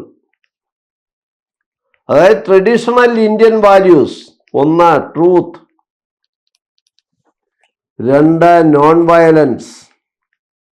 ട്രൂത്ത് എന്ന് പറഞ്ഞാൽ സത്യസന്ധത. 2 നോൺ വയലൻസ്, അഹിംസ. 3 സിംപ്ലിസിറ്റി. 4 ടോളറൻസ്. സഹിഷ്ണുത, ഇതൊക്കെ ഭാരതീയ മൂല്യങ്ങളാണ്. ഭാരതത്തിൻ്റെ ഈടുവെപ്പുകളായിട്ടുള്ള മൂല്യങ്ങളാണ് ട്രൂത്ത്, സത്യസന്ധത, നോൺ വയലൻസ്, അക്രമരാഹിത്യം, അഹിംസ, സിംപ്ലിസിറ്റി, ലാളിത്യം, ടോളറൻസ്, സഹിഷ്ണുത. ഇതെല്ലാം കൂടാതെ ഭരണഘടനാ മൂല്യങ്ങളുണ്ട്. ഭരണഘടനാ മൂല്യങ്ങളുണ്ട് ഇത് കൂടാതെ. ഒന്ന് ഡെമോക്രസി, നമ്മുടെ ഇന്ത്യൻ ഭരണഘടനയിൽ ആലേഖനം ചെയ്തിട്ടുള്ള മൂല്യങ്ങൾ ഡെമോക്രസി. രണ്ട്, സോഷ്യലിസം. മൂന്ന്, സെക്കുലറിസം, മതേതരത്വം. നാല്, ഇക്വാലിറ്റി ഓഫ് ഓപ്പർച്യൂണിറ്റി. ഇത്തരത്തിൽ ഭരണഘടനയിൽ ആലേഖനം ചെയ്തിട്ടുള്ള മൂല്യങ്ങളിൽ അടിയുറച്ച് വിശ്വസിക്കുന്ന വ്യക്തിയായിരിക്കണം അധ്യാപകൻ എന്ന് ചുരുക്കം. നാല്, പേഴ്സണൽ വ്യക്തിത്വ മൂല്യങ്ങൾ, വ്യക്തിത്വ ഗുണങ്ങൾ. വ്യക്തിത്വ ഗുണങ്ങൾ: ഒന്ന്, ക്ഷമ, പേഷ്യൻസ്. ക്ഷമയുള്ള വ്യക്തിയായിരിക്കണം അധ്യാപകൻ. രണ്ട്, എമ്പതി, അനുഭാവം. എമ്പതി വേണം. കുട്ടികളുടെ പ്രശ്നങ്ങളുമായിട്ട് എമ്പതൈസ് ചെയ്യുന്ന വ്യക്തിയായിരിക്കണം അധ്യാപകൻ. അനുതാപം. NV കൃഷ്ണവാര്യരുടെ പ്രസിദ്ധമായിട്ടുള്ള വരികളുണ്ട് ആഫ്രിക്ക എന്ന കവിതയിൽ. എങ്ങു മനുഷ്യന് ചങ്ങല കൈകളിൽ അങ്ങൻ കൈകൾ നൊന്തിയിടുകയാണ്. എങ്ങു മനുഷ്യന് ചങ്ങല കൈകളിൽ. എവിടെയാണ് മനുഷ്യന് ചങ്ങല കൈകളിൽ വീഴുന്നത്? അവിടെ എൻ കൈകൾ നൊന്തിയിടുകയാണ്. അവിടെ വേദനിക്കുന്ന എൻ്റെ കൈകളാണ്. എങ്ങോ മർദ്ദനം, എവിടെയാണോ മർദ്ദനം നടക്കുന്നത് അവിടെ പ്രഹരം വീഴുന്നത് എൻ്റെ പുറത്താകുന്നു. അവിടെ അടി വീഴുന്നത് എൻ്റെ പുറത്താണ്. എവിടെയോ ലോകത്തിൻ്റെ എവിടെ ഭാഗത്തായാലും മനുഷ്യൻ മർദ്ദിക്കപ്പെട്ടാൽ ആ അടി വീഴുന്നത് എൻ്റെ പുറത്താണ്. അതാണ് മറ്റുള്ളവൻ്റെ വിങ്ങൽ, കഷ്ടപ്പാടുകൾ, വേദനകൾ ഉൾക്കൊള്ളാനുള്ള കഴിവ്. കുട്ടികളുടെ പ്രശ്നങ്ങളുമായിട്ട് എമ്പതൈസ് ചെയ്യാനുള്ള കഴിവുള്ള വ്യക്തിയായിരിക്കണം അധ്യാപകൻ എന്നാണ് പറയുന്നത്. അപ്പോൾ അതും these are the qualities required for A teacher. അധ്യാപകൻ ഉണ്ടായിരിക്കേണ്ട ഗുണങ്ങളാണ് ഈ പറഞ്ഞവയെല്ലാം. അതുകൂടാതെ ഇന്ത്യൻ വിദ്യാഭ്യാസത്തെക്കുറിച്ച് പൊതുവായിട്ടൊരു അറിവുള്ള വ്യക്തിയായിരിക്കണം അധ്യാപകൻ. ഇന്ത്യൻ വിദ്യാഭ്യാസം, ഇന്ത്യയിലെ വിദ്യാഭ്യാസത്തെക്കുറിച്ച് പൊതുവെ അറിവുള്ള വ്യക്തിയായിരിക്കണം അധ്യാപകൻ. ഇന്ത്യയിലെ വിദ്യാഭ്യാസത്തെക്കുറിച്ചുള്ള അറിവ് നേടുക എന്ന് പറഞ്ഞു കഴിഞ്ഞാൽ ഇന്ത്യയിലെ ശരിക്കും വിദ്യാഭ്യാസം ആരംഭിക്കുന്നത് BC 5000 ആണ്ടിലാണ്. ഇന്ന് AD 2024 എന്ന് പറഞ്ഞാൽ ചുരുക്കം 7024 വർഷത്തെ ചരിത്രമുണ്ട് ഇന്ത്യയിലെ വിദ്യാഭ്യാസത്തിന്. ഈ ചരിത്രത്തെ 7024 വർഷത്തെ ചരിത്രത്തെ പഠന സൗകര്യാർത്ഥം മൂന്നായിട്ട് തരംതിരിക്കാം. പ്രാചീന കാല വിദ്യാഭ്യാസമെന്നും, മധ്യകാല വിദ്യാഭ്യാസമെന്നും, ആധുനികകാല വിദ്യാഭ്യാസമെന്നും. പ്രാചീനകാല വിദ്യാഭ്യാസം എന്ന് പറഞ്ഞു കഴിഞ്ഞാൽ അതിപുരാതന കാലത്തിൽ ഗുരുകുലത്തിലെല്ലാം നടന്നിട്ടുള്ള വിദ്യാഭ്യാസം. ഈ പ്രാചീനകാല വിദ്യാഭ്യാസത്തെ തന്നെ പഠന സൗകര്യാർത്ഥം വീണ്ടും മൂന്നായിട്ട് തരംതിരിക്കാം. വേദകാല വിദ്യാഭ്യാസമെന്നും, ബ്രാഹ്മണിക് വിദ്യാഭ്യാസമെന്നും, ബുദ്ധമതകാല വിദ്യാഭ്യാസമെന്നും. വേദകാല വിദ്യാഭ്യാസത്തിലെ ഗുരുകുലത്തിലായിരുന്നു വിദ്യാഭ്യാസം നടന്നിരുന്നത്. ഉപനയന ചടങ്ങിന് ശേഷമാണ് വിദ്യാഭ്യാസം നൽകിയിരുന്നത്. ബ്രാഹ്മണിക് വിദ്യാഭ്യാസം ആയപ്പോൾ വിദ്യാഭ്യാസത്തിൻ്റെ അന്തസത്ത കുറഞ്ഞു. റിച്വലിസം, അതായത് ചട്ടവട്ടങ്ങൾ എല്ലാം കൂടുതൽ പ്രചാരമായി. ആചാരാനുഷ്ഠാനങ്ങൾക്ക് കൂടുതൽ ഊന്നൽ വന്നു. വിദ്യാഭ്യാസം എല്ലാവർക്കും കൊടുക്കുന്ന സമ്പ്രദായം നിന്നു. ഔട്ട്കാസ്റ്റ്, സ്ത്രീകൾ, ഇവർക്കൊന്നും വിദ്യാഭ്യാസം ഇല്ലാതെ വന്നു. ഈ ദുരവസ്ഥയിൽ നിന്നാണ് ബുദ്ധമത കാല വിദ്യാഭ്യാസം ഉടലെടുത്തത്. ബുദ്ധമതകാല വിദ്യാഭ്യാസത്തിൽ പബജ സെറിമണി ആയിരുന്നു ബുദ്ധ മതകാല വിദ്യാഭ്യാസത്തിന്റെ തുടക്കം. മാത്രമല്ല, ബുദ്ധമതകാല വിദ്യാഭ്യാസത്തിലാണ് ഇന്നത്തെ ഹയർ എഡ്യൂക്കേഷൻ എന്ന സങ്കല്പം ഉണ്ടാകുന്നത്. വിദ്യാഭ്യാസം എല്ലാവർക്കുമായിട്ട് കൊടുക്കാൻ തുടങ്ങി. കളക്റ്റീവായിട്ടുള്ള ഒരു വിദ്യാഭ്യാസം, എല്ലാവരെയും ഒന്നിച്ചിരുത്തി പഠിപ്പിക്കുന്ന ഒരു രീതി വന്നത് ബുദ്ധമത കാലഘട്ടത്തിലാണ്. ബുദ്ധ സംഘങ്ങൾ സംഘടിതമായിട്ടുള്ള വിദ്യാഭ്യാസം നൽകി. ഹയർ എഡ്യൂക്കേഷൻ, നളന്ദയും തക്ഷശിലയൊക്കെ ഉന്നത വിദ്യാഭ്യാസ സ്ഥാപനങ്ങളായിരുന്നു. പക്ഷേ ഈ ബുദ്ധ ഭിക്ഷുക്കളുടെ തലകൾ ഇന്ത്യയിൽ തെരുവുകളിൽ കൊയ്തു വീഴുന്ന ഒരു കാലഘട്ടം വന്നപ്പോൾ ബുദ്ധമതാനുയായികൾ, ബുദ്ധഭിക്ഷുക്കൾ എല്ലാം ഇന്ത്യയിൽ നിന്നും പലായനം ചെയ്തു പോവുകയാണ് ചെയ്തത്. അങ്ങനെയാണ് ഇന്ത്യയിൽ ഉടലെടുത്ത മതമാണെങ്കിലും ഇന്ത്യയിൽ ആ മതം നശിക്കുകയും China, Nepal, Thailand, Indonesia, Sri Lanka തുടങ്ങിയ രാജ്യങ്ങളുടെ മതമായിട്ടത് മാറുകയും ചെയ്തത് അങ്ങനെയാണ്. അതോടുകൂടി ബുദ്ധമത കാലഘട്ടം കഴിഞ്ഞതോടുകൂടി പിന്നെ മധ്യകാല വിദ്യാഭ്യാസമായി. മധ്യകാല ഹൈന്ദവ വിദ്യാഭ്യാസമെന്നും മധ്യകാല ഇസ്ലാമിക വിദ്യാഭ്യാസമെന്നും രണ്ടു തരത്തിലുണ്ട്. മധ്യകാല ഹൈന്ദവ വിദ്യാഭ്യാസത്തിൽ ഏതാണ്ട് വിദ്യാഭ്യാസം മേഖല ഇരുളടഞ്ഞതായിരുന്നു. കുറച്ചെങ്കിലും വിദ്യാഭ്യാസ രംഗത്തൊരു വെളിച്ചം പ്രത്യക്ഷപ്പെടുന്നത് ബാബർ, ഹുമയൂൺ, അക്ബർ, ജഹാംഗീർ, ഷാജഹാൻ, ഔറംഗസീബ് തുടങ്ങിയ ചക്രവർത്തിമാരുടെ ഭരണകാലഘട്ടത്തിലാണ്. മുഗൾ ഭരണകാലഘട്ടത്തിൽ മദ്രസകളും മക്തബുകളും എല്ലാം വിദ്യാഭ്യാസ സ്ഥാപനങ്ങളായി. ബിസ്മില്ല സെറിമണിയോടുകൂടിയാണ് വിദ്യാഭ്യാസം ആരംഭിക്കുന്നത്. എന്തായാലും ഔറംഗസേബിന്റെ മരണത്തോടുകൂടി മുഗൾ സാമ്രാജ്യം നിലംപതിച്ചു. മുഗൾ ഭരണവും മുഗൾ വിദ്യാഭ്യാസവും അസ്തമിച്ചു. തുടർന്ന് ആധുനികകാല വിദ്യാഭ്യാസം, അത് രണ്ടായിട്ട് തരംതിരിക്കാം. എഡ്യൂക്കേഷൻ അണ്ടർ ബ്രിട്ടീഷ് റൂൾ എന്നും education after independence. Education under British റൂളില് charter act 1813, Macaulay's minutes 1835, Wood despatch 1854 തുടങ്ങിയിട്ടുള്ള കമ്മീഷനുകൾ ഉണ്ടായി. സ്വാതന്ത്ര്യാനന്തര കാലഘട്ടത്തിൽ 3 കമ്മീഷനുകൾ വന്നു. University education commission 1948-49, secondary education commission 1952-53, Indian education commission 1964-66. ഇങ്ങനെ 3 കമ്മീഷൻ വന്നു. അതിനുശേഷം 3 വിദ്യാഭ്യാസ നയങ്ങൾ വന്നു. 1968 ഇന്ദിരാഗാന്ധി പ്രധാനമന്ത്രിയായിരുമ്പോൾ ആദ്യത്തെ വിദ്യാഭ്യാസ നയം ഇന്ത്യയിൽ വന്നു. അത് കഴിഞ്ഞ് രാജീവ് ഗാന്ധി പ്രധാനമന്ത്രിയായിരുന്നപ്പോൾ 1986 ന്യൂ എഡ്യൂക്കേഷൻ പോളിസി എന്നൊക്കെ ചോദ്യങ്ങൾ പ്രതീക്ഷിക്കണം നമ്മൾ. അതിനെപ്പറ്റിയൊക്കെ ഇവിടെ വിശദമായിട്ട് പഠിപ്പിച്ചു തരും. ന്യൂ എഡ്യൂക്കേഷൻ പോളിസിയുടെ ഓഫ് ഷൂട്ടായിട്ട് രംഗപ്രവേശം ചെയ്തതാണ് Navodaya Vidyalaya, DIETs, operation blackboards, national literacy mission, minimum levels of learning, ECCE എന്ന് പറഞ്ഞാൽ early childhood care and education. ഇതൊക്കെ these are all the offshoot of new education policy 1986. അത് കഴിഞ്ഞ് 2020 നരേന്ദ്രമോദി വിദ്യാഭ്യാസ നയം പ്രഖ്യാപിച്ചു.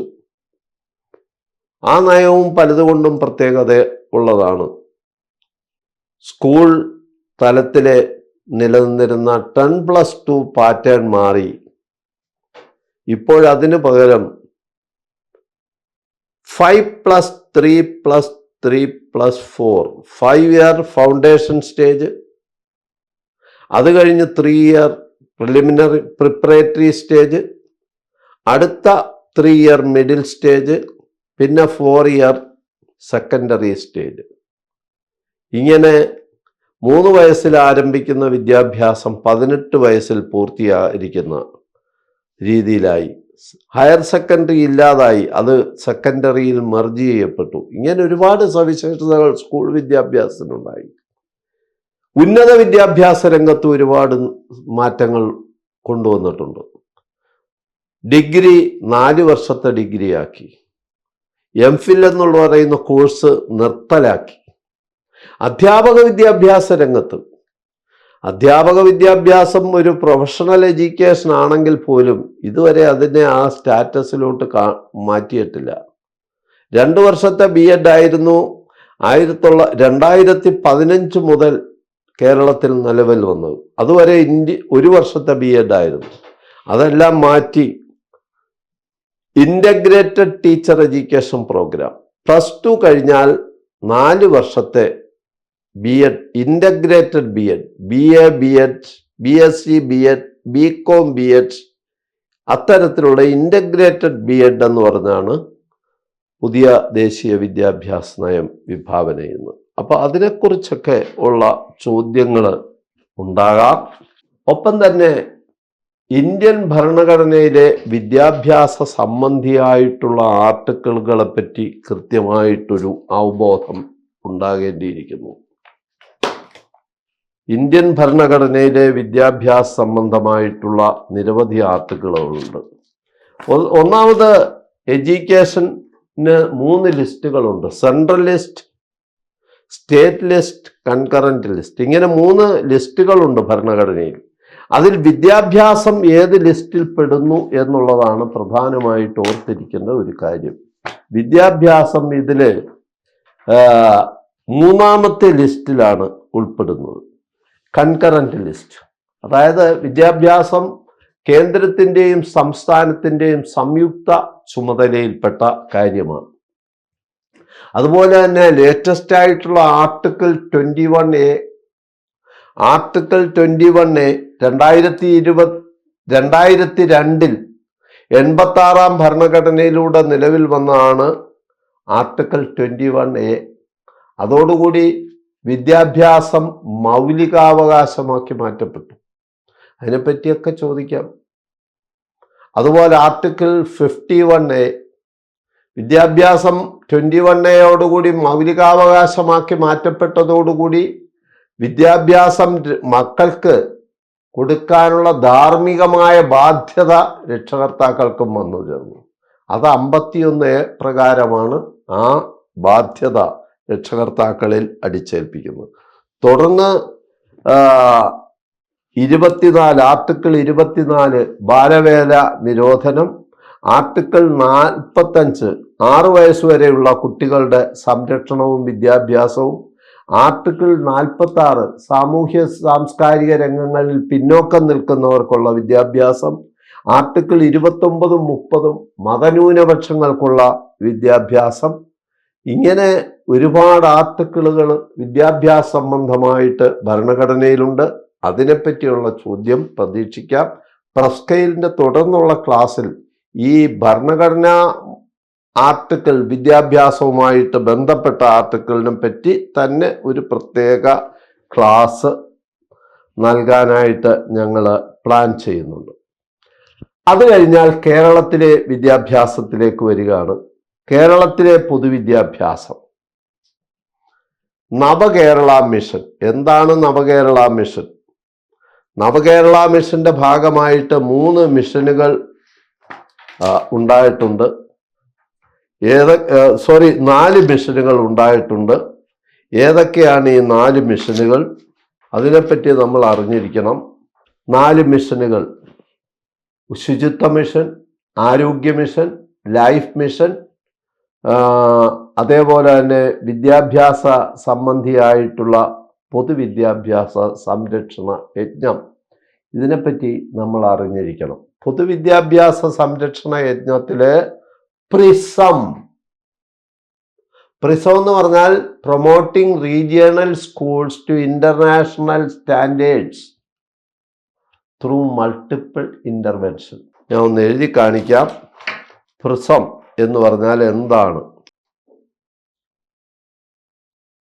പ്രിസം എന്ന് പറഞ്ഞാൽ promoting regional schools to international standards through multiple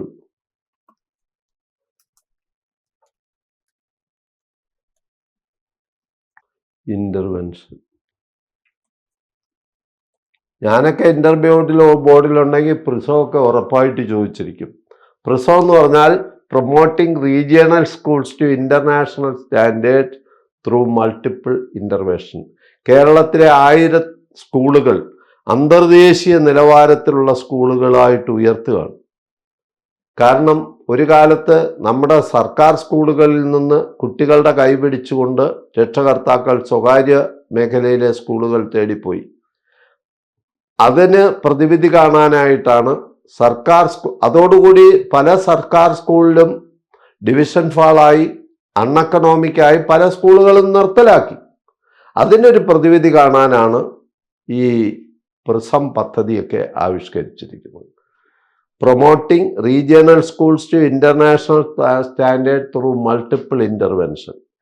വിദ്യാലയങ്ങളുടെ നിലവാരം മെച്ചപ്പെടുത്തുക, അന്തർദേശീയ നിലവാരത്തിലുള്ള സ്കൂളുകളായിട്ട് കേരളത്തിലെ 1000 സ്കൂളുകളെ ഉയർത്തുക, അതിനുള്ള ശ്രമമാണ് പ്രിസം നടത്തുന്നത്. അതുപോലെ ബാല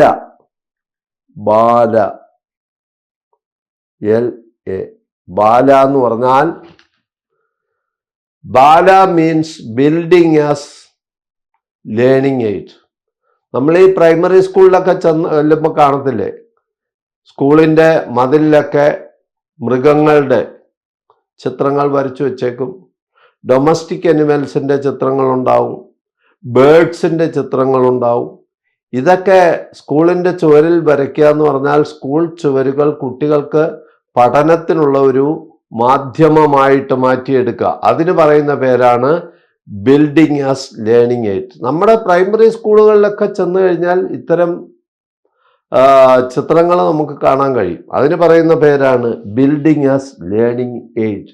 ഇവയെക്കുറിച്ചൊക്കെ ചോദ്യങ്ങൾ പ്രതീക്ഷിക്കണം. കേരളത്തിൽ നടപ്പാക്കി വരുന്ന കേന്ദ്ര ഗവൺമെൻറ് എയ്ഡോടുകൂടി നടപ്പാക്കുന്ന വ്യത്യസ്ത പദ്ധതികളുണ്ട്. ഒന്നാമത് DPEP എന്ന് പറഞ്ഞാൽ district primary education programme. DPEP എന്ന് പറഞ്ഞാൽ ഡിസ്ട്രിക്ട് പ്രൈമറി എഡ്യൂക്കേഷൻ പ്രോഗ്രാം. അത് കഴിഞ്ഞാൽ പിന്നെ SSA എന്ന് പറഞ്ഞാൽ സർവശിക്ഷ അഭിയാൻ. അടുത്തത് RMSA മീൻസ് രാഷ്ട്രീയ മാധ്യമിക് ശിക്ഷ അഭിയാൻ.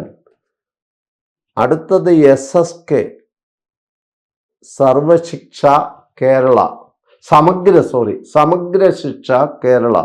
ഇതെല്ലാം സെൻട്രൽ ഗവൺമെൻറ് എയ്ഡോട് നടത്തുന്ന പദ്ധതികളാണ്. ഇവയെക്കുറിച്ചൊക്കെ ചോദ്യങ്ങളുണ്ടാകും. മാത്രമല്ല, ഗവൺമെൻറ് നമ്മുടെ സ്കൂളുകളിൽ, കേരളത്തിലെ സ്കൂളുകളിൽ ഇതുകൂടാതെ നിരവധി പദ്ധതികൾ ആവിഷ്കരിച്ച് നടപ്പാക്കുന്നുണ്ട്. ഇൻഫർമേഷൻ ടെക്നോളജിയുടെ ഭാഗമായിട്ട് ITH സ്കൂള് പിൽക്കാലത്ത് ഒരു കമ്പനിയായിട്ട് രജിസ്റ്റർ ചെയ്ത കൈറ്റ്, ലിറ്റിൽ കൈറ്റ്സ്, കൂൾ, ഇതൊക്കെ എജിസാറ്റ്, വിക്ടേഴ്സ് തുടങ്ങിയ പദ്ധതികളെക്കുറിച്ചൊക്കെ ചോദ്യങ്ങളുണ്ടാവും. ഈ എഡ്യൂക്കേഷൻ ടെക്നോളജിയുടെ ഭാഗമായിട്ട് രൂപം കൊണ്ടിട്ടുള്ള ഇത്തരം കാര്യങ്ങളെക്കുറിച്ച്. കൈറ്റ് ഓപ്പൺ ഓൺലൈൻ ലേണിംഗ്, അതാണ് കൂൾ. ഞാൻ എഴുതി കാണിക്കാം. ഒന്ന് ITH school, KITE, little Kites, cool, KITE open online learning, അതാണ് കൂൾ. എഡ്യൂസാറ്റ് വഴി നടപ്പിലാക്കുന്ന വിക്ടേഴ്സ്, ഇതെല്ലാം എന്താണെന്ന് അറിഞ്ഞിരിക്കണം. ഇതിനെപ്പറ്റിയെല്ലാം ചോദ്യങ്ങൾ ഉണ്ടാകും, ചോദ്യങ്ങൾ പ്രതീക്ഷിക്കണം. അതിനെപ്പറ്റിയൊക്കെ പ്രൊഫ് സ്കെയിലിൽ വിശദമായിട്ടുള്ള ക്ലാസ്സുകൾ തുടർന്ന് തരുന്നതാണ്. ഏറ്റവും പ്രധാനമായിട്ട്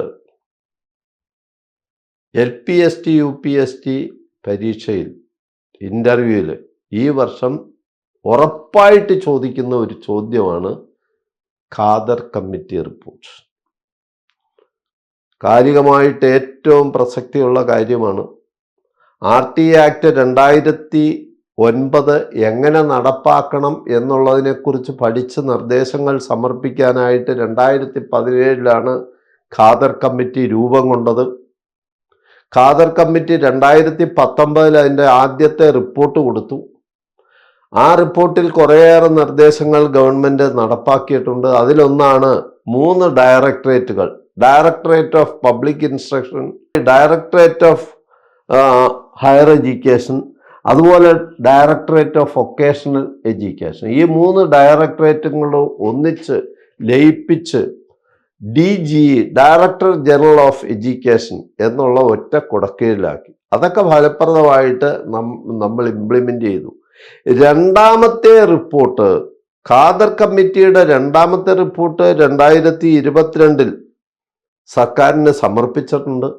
ഒരുപാട് നിർദ്ദേശങ്ങൾ, രണ്ടാമത്തെ റിപ്പോർട്ടിൽ ഒരുപാട് നിർദ്ദേശങ്ങൾ ഖാദർ കമ്മിറ്റി മുന്നോട്ട് വെച്ചു.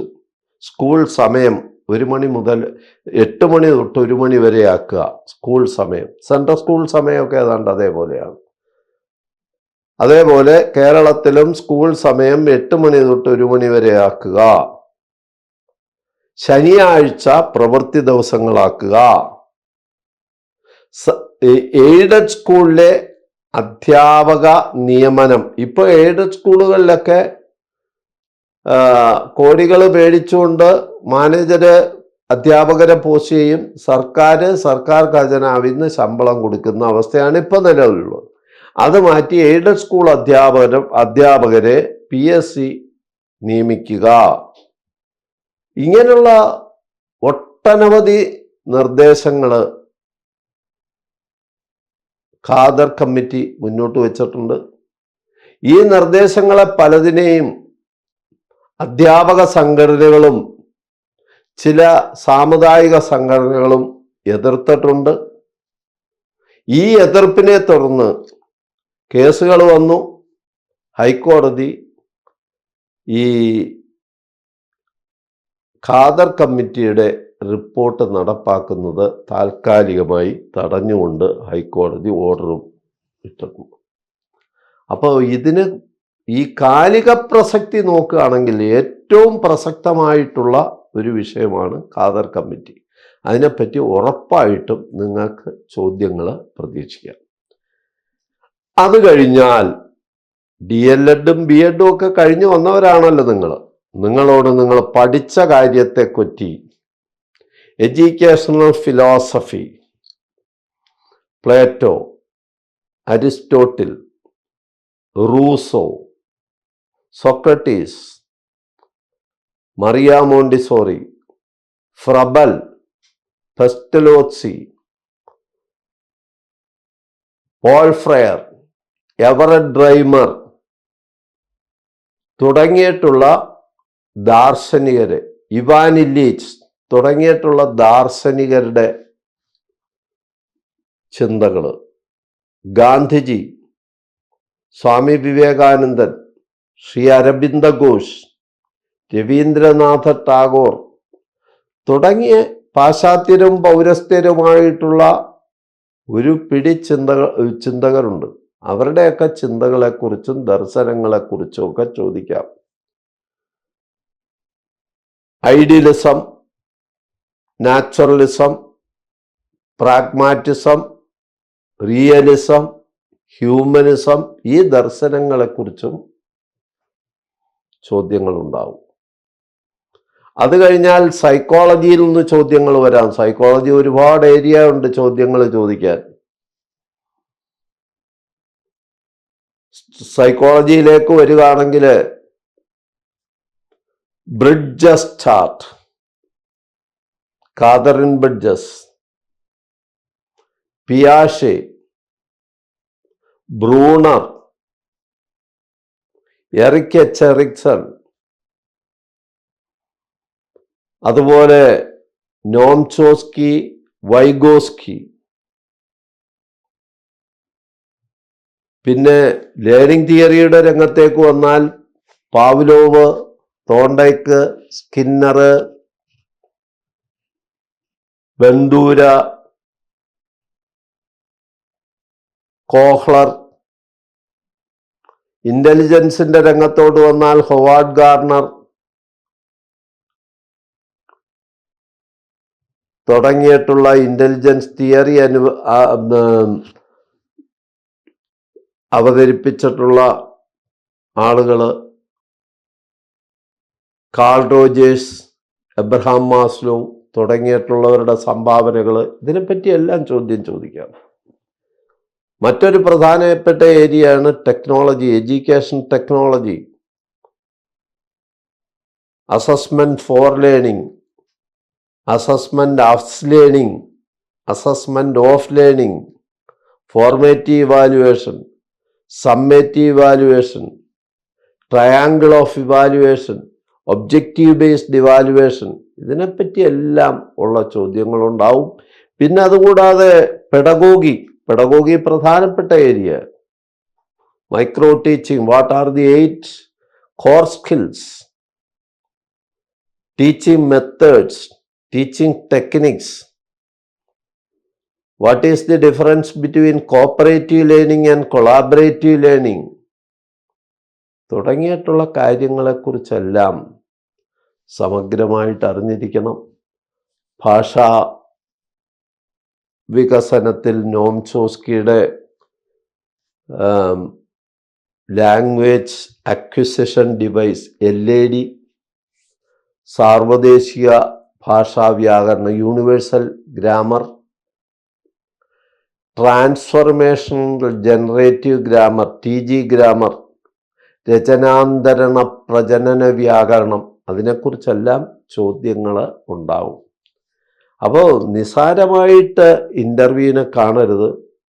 വളരെ ഗഹനമായിട്ട് തന്നെ, വളരെ ആഴത്തിൽ തന്നെ പഠിച്ച് അതിൻ്റെ ഇരുത്തത്തോടു കൂടി വേണം ഇൻ്റർവ്യൂവിനെ അഭിമുഖീകരിക്കാൻ എന്നുള്ളത് ഇത്തരത്തിൽ ഈ പറഞ്ഞതിൽ നിന്നെല്ലാം മനസ്സിലായിട്ടുണ്ടാവും. ഇതുകൂടാതെ കറണ്ട് അഫയേഴ്സ്, ജനറൽ നോളജ്, ഈ കാര്യങ്ങളും ചോദിക്കും. അപ്പം അതിന് നിങ്ങൾ വേണ്ട ഏറ്റവും പ്രധാനപ്പെട്ട കാര്യങ്ങൾ, പത്രം ഡെയിലി വായിക്കുക. ഇന്നു മുതൽ പത്രവായന ഇല്ലാത്തവർ ഇന്നു മുതൽ പത്രം വായന തുടങ്ങുക തന്നെ വേണം. പത്രവായനയിൽ വായിക്കുന്നുണ്ടെ പ്രധാനപ്പെട്ട സംഭവവികാസങ്ങൾ, സ്പോർട്സ്, ലിറ്ററേച്ചർ, പൊളിറ്റിക്സ്, ഇതിനെപ്പറ്റിയൊക്കെ ചോദ്യം ചോദിക്കാം. 2024 നവംബറിൽ നടന്ന തെരഞ്ഞെടുപ്പിൽ അമേരിക്കൻ പ്രസിഡൻ്റായിട്ട് വന്ന മഹാന്റെ പേര് ഒക്കെ ചോദിക്കാം. ഇപ്പോൾ സ്പോർട്സ് നടക്കുകയാണ്. 2024 സ്കൂൾ ഗെയിംസിൻ്റെ ഒരു ബ്രാൻഡ് അംബാസിഡറായിട്ട് തെരഞ്ഞെടുക്കപ്പെട്ട വ്യക്തിയുടെ പേര് ചോദിക്കാം. നമ്മുടെ ഹോക്കി താരമായിരുന്ന PR രാജേഷ് ആണ് ഈ സ്കൂൾ കായികമേളയുടെ ബ്രാൻഡ് അംബാസിഡർ. തുടങ്ങി നിരവധി കാലിക പ്രസക്തിയുള്ള ചോദ്യങ്ങൾ ചോദിക്കാം.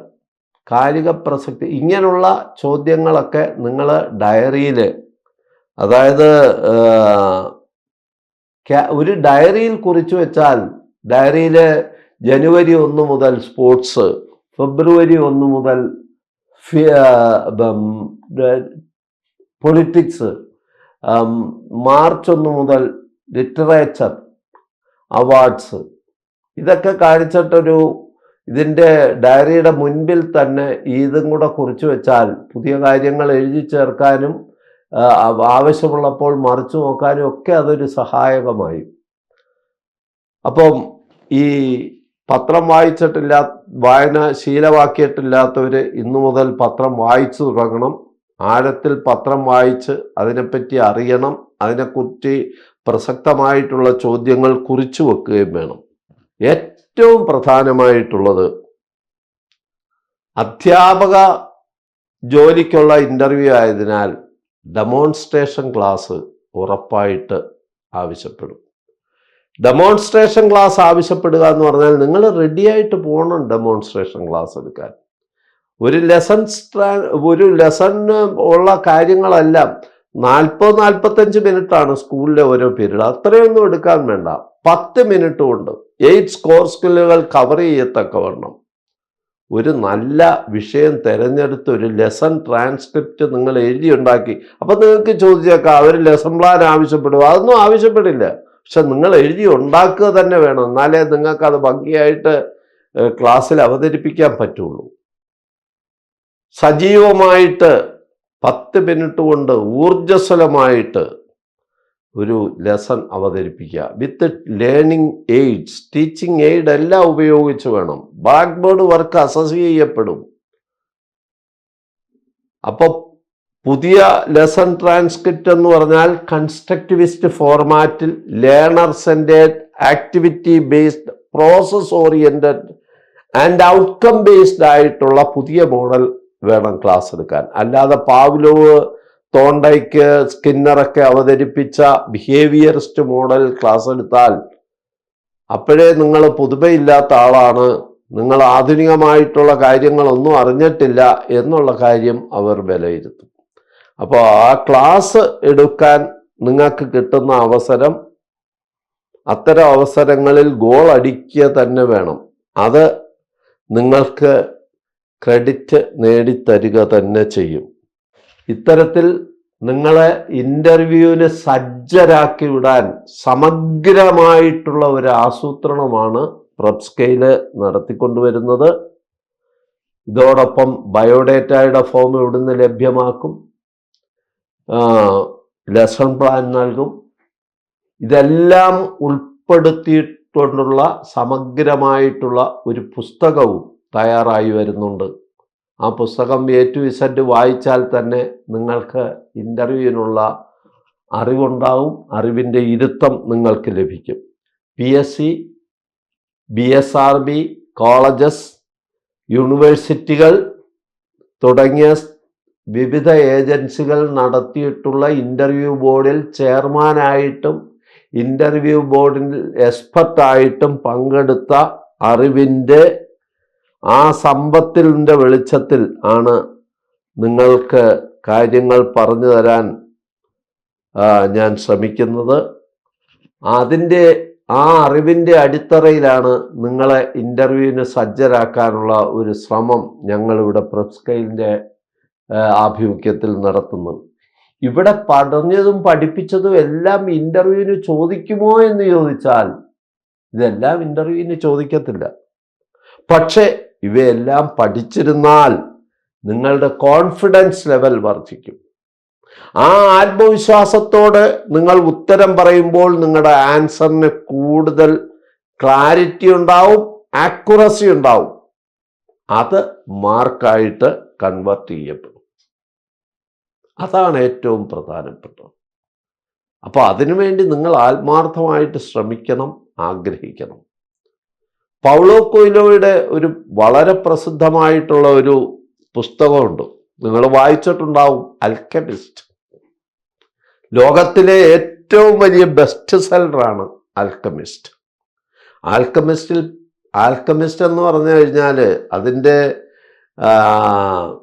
സാന്റിയാഗോ മാർട്ടിൻ എന്ന് പറയുന്ന ഒരു ഇടയ ബാലൻ മേൽക്കൂര തകർന്ന ഒരു പള്ളിക്ക് ഉള്ളിൽ തൻ്റെ ആട്ടിൻപറ്റങ്ങളോടൊപ്പം ഒരു അന്തി ഉറങ്ങുന്നതും ഒരു രാത്രി കഴിയുന്നതും രാത്രിയുടെ ഏതോ അന്ത്യയാമത്തിൽ ഒരു ദിവ്യ ദർശനം ആ കുട്ടി കാണുന്നതും ആ നിധി നേടിയുള്ള പ്രയാണവും അതിൻ്റെ ഇടയിൽ വരുന്ന തടസ്സങ്ങളും അതിനെ അതിജീവിച്ച് ആ നിധി നേടുന്നതും ഒക്കെയാണ് അതിൻ്റെ ഇതിവൃത്തം. ഞാൻ അത് പറയാനല്ല ഉദ്ദേശിക്കുന്നത്.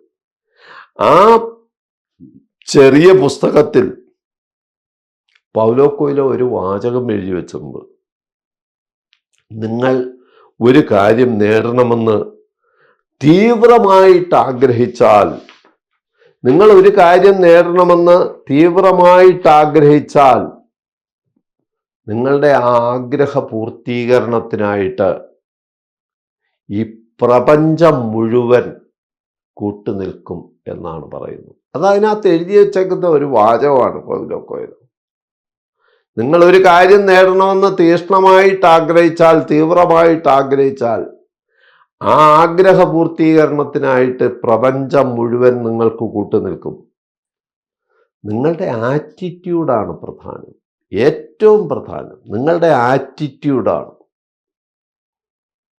ഈ ഇംഗ്ലീഷ് ആൽഫബറ്റിലെ അക്ഷരങ്ങൾക്കൊരു വാല്യൂ കൊടുത്താൽ ലക്കിൻ്റെ പ്ലേസ് വാല്യൂ, ലക്ക് LUCK, ലക്കിന് പ്ലേസ് വാല്യൂ, അക്ഷരങ്ങൾക്ക് പ്ലേസ് വാല്യൂ ഇട്ട് അത് കൂട്ടിക്കഴിഞ്ഞാൽ ലക്കിൻ്റെ പ്ലേസ് വാല്യൂ 47 ആണ്.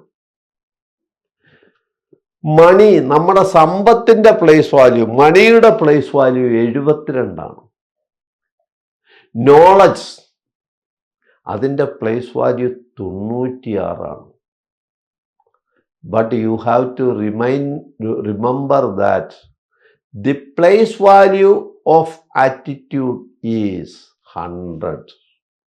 നിങ്ങൾ ഇപ്പം തന്നെ ഒന്ന് വർക്കൗട്ട് ചെയ്ത് നോക്ക്. ഇംഗ്ലീഷ് ആൽഫബറ്റിന് വെയിറ്റേജ് കൊടുത്ത് ആ പ്ലേസ് വാല്യൂ എല്ലാം കൂടെ കൂട്ടി നോക്കിക്കഴിഞ്ഞാൽ the attitude, place value of the sum total of the letters in attitude is 100.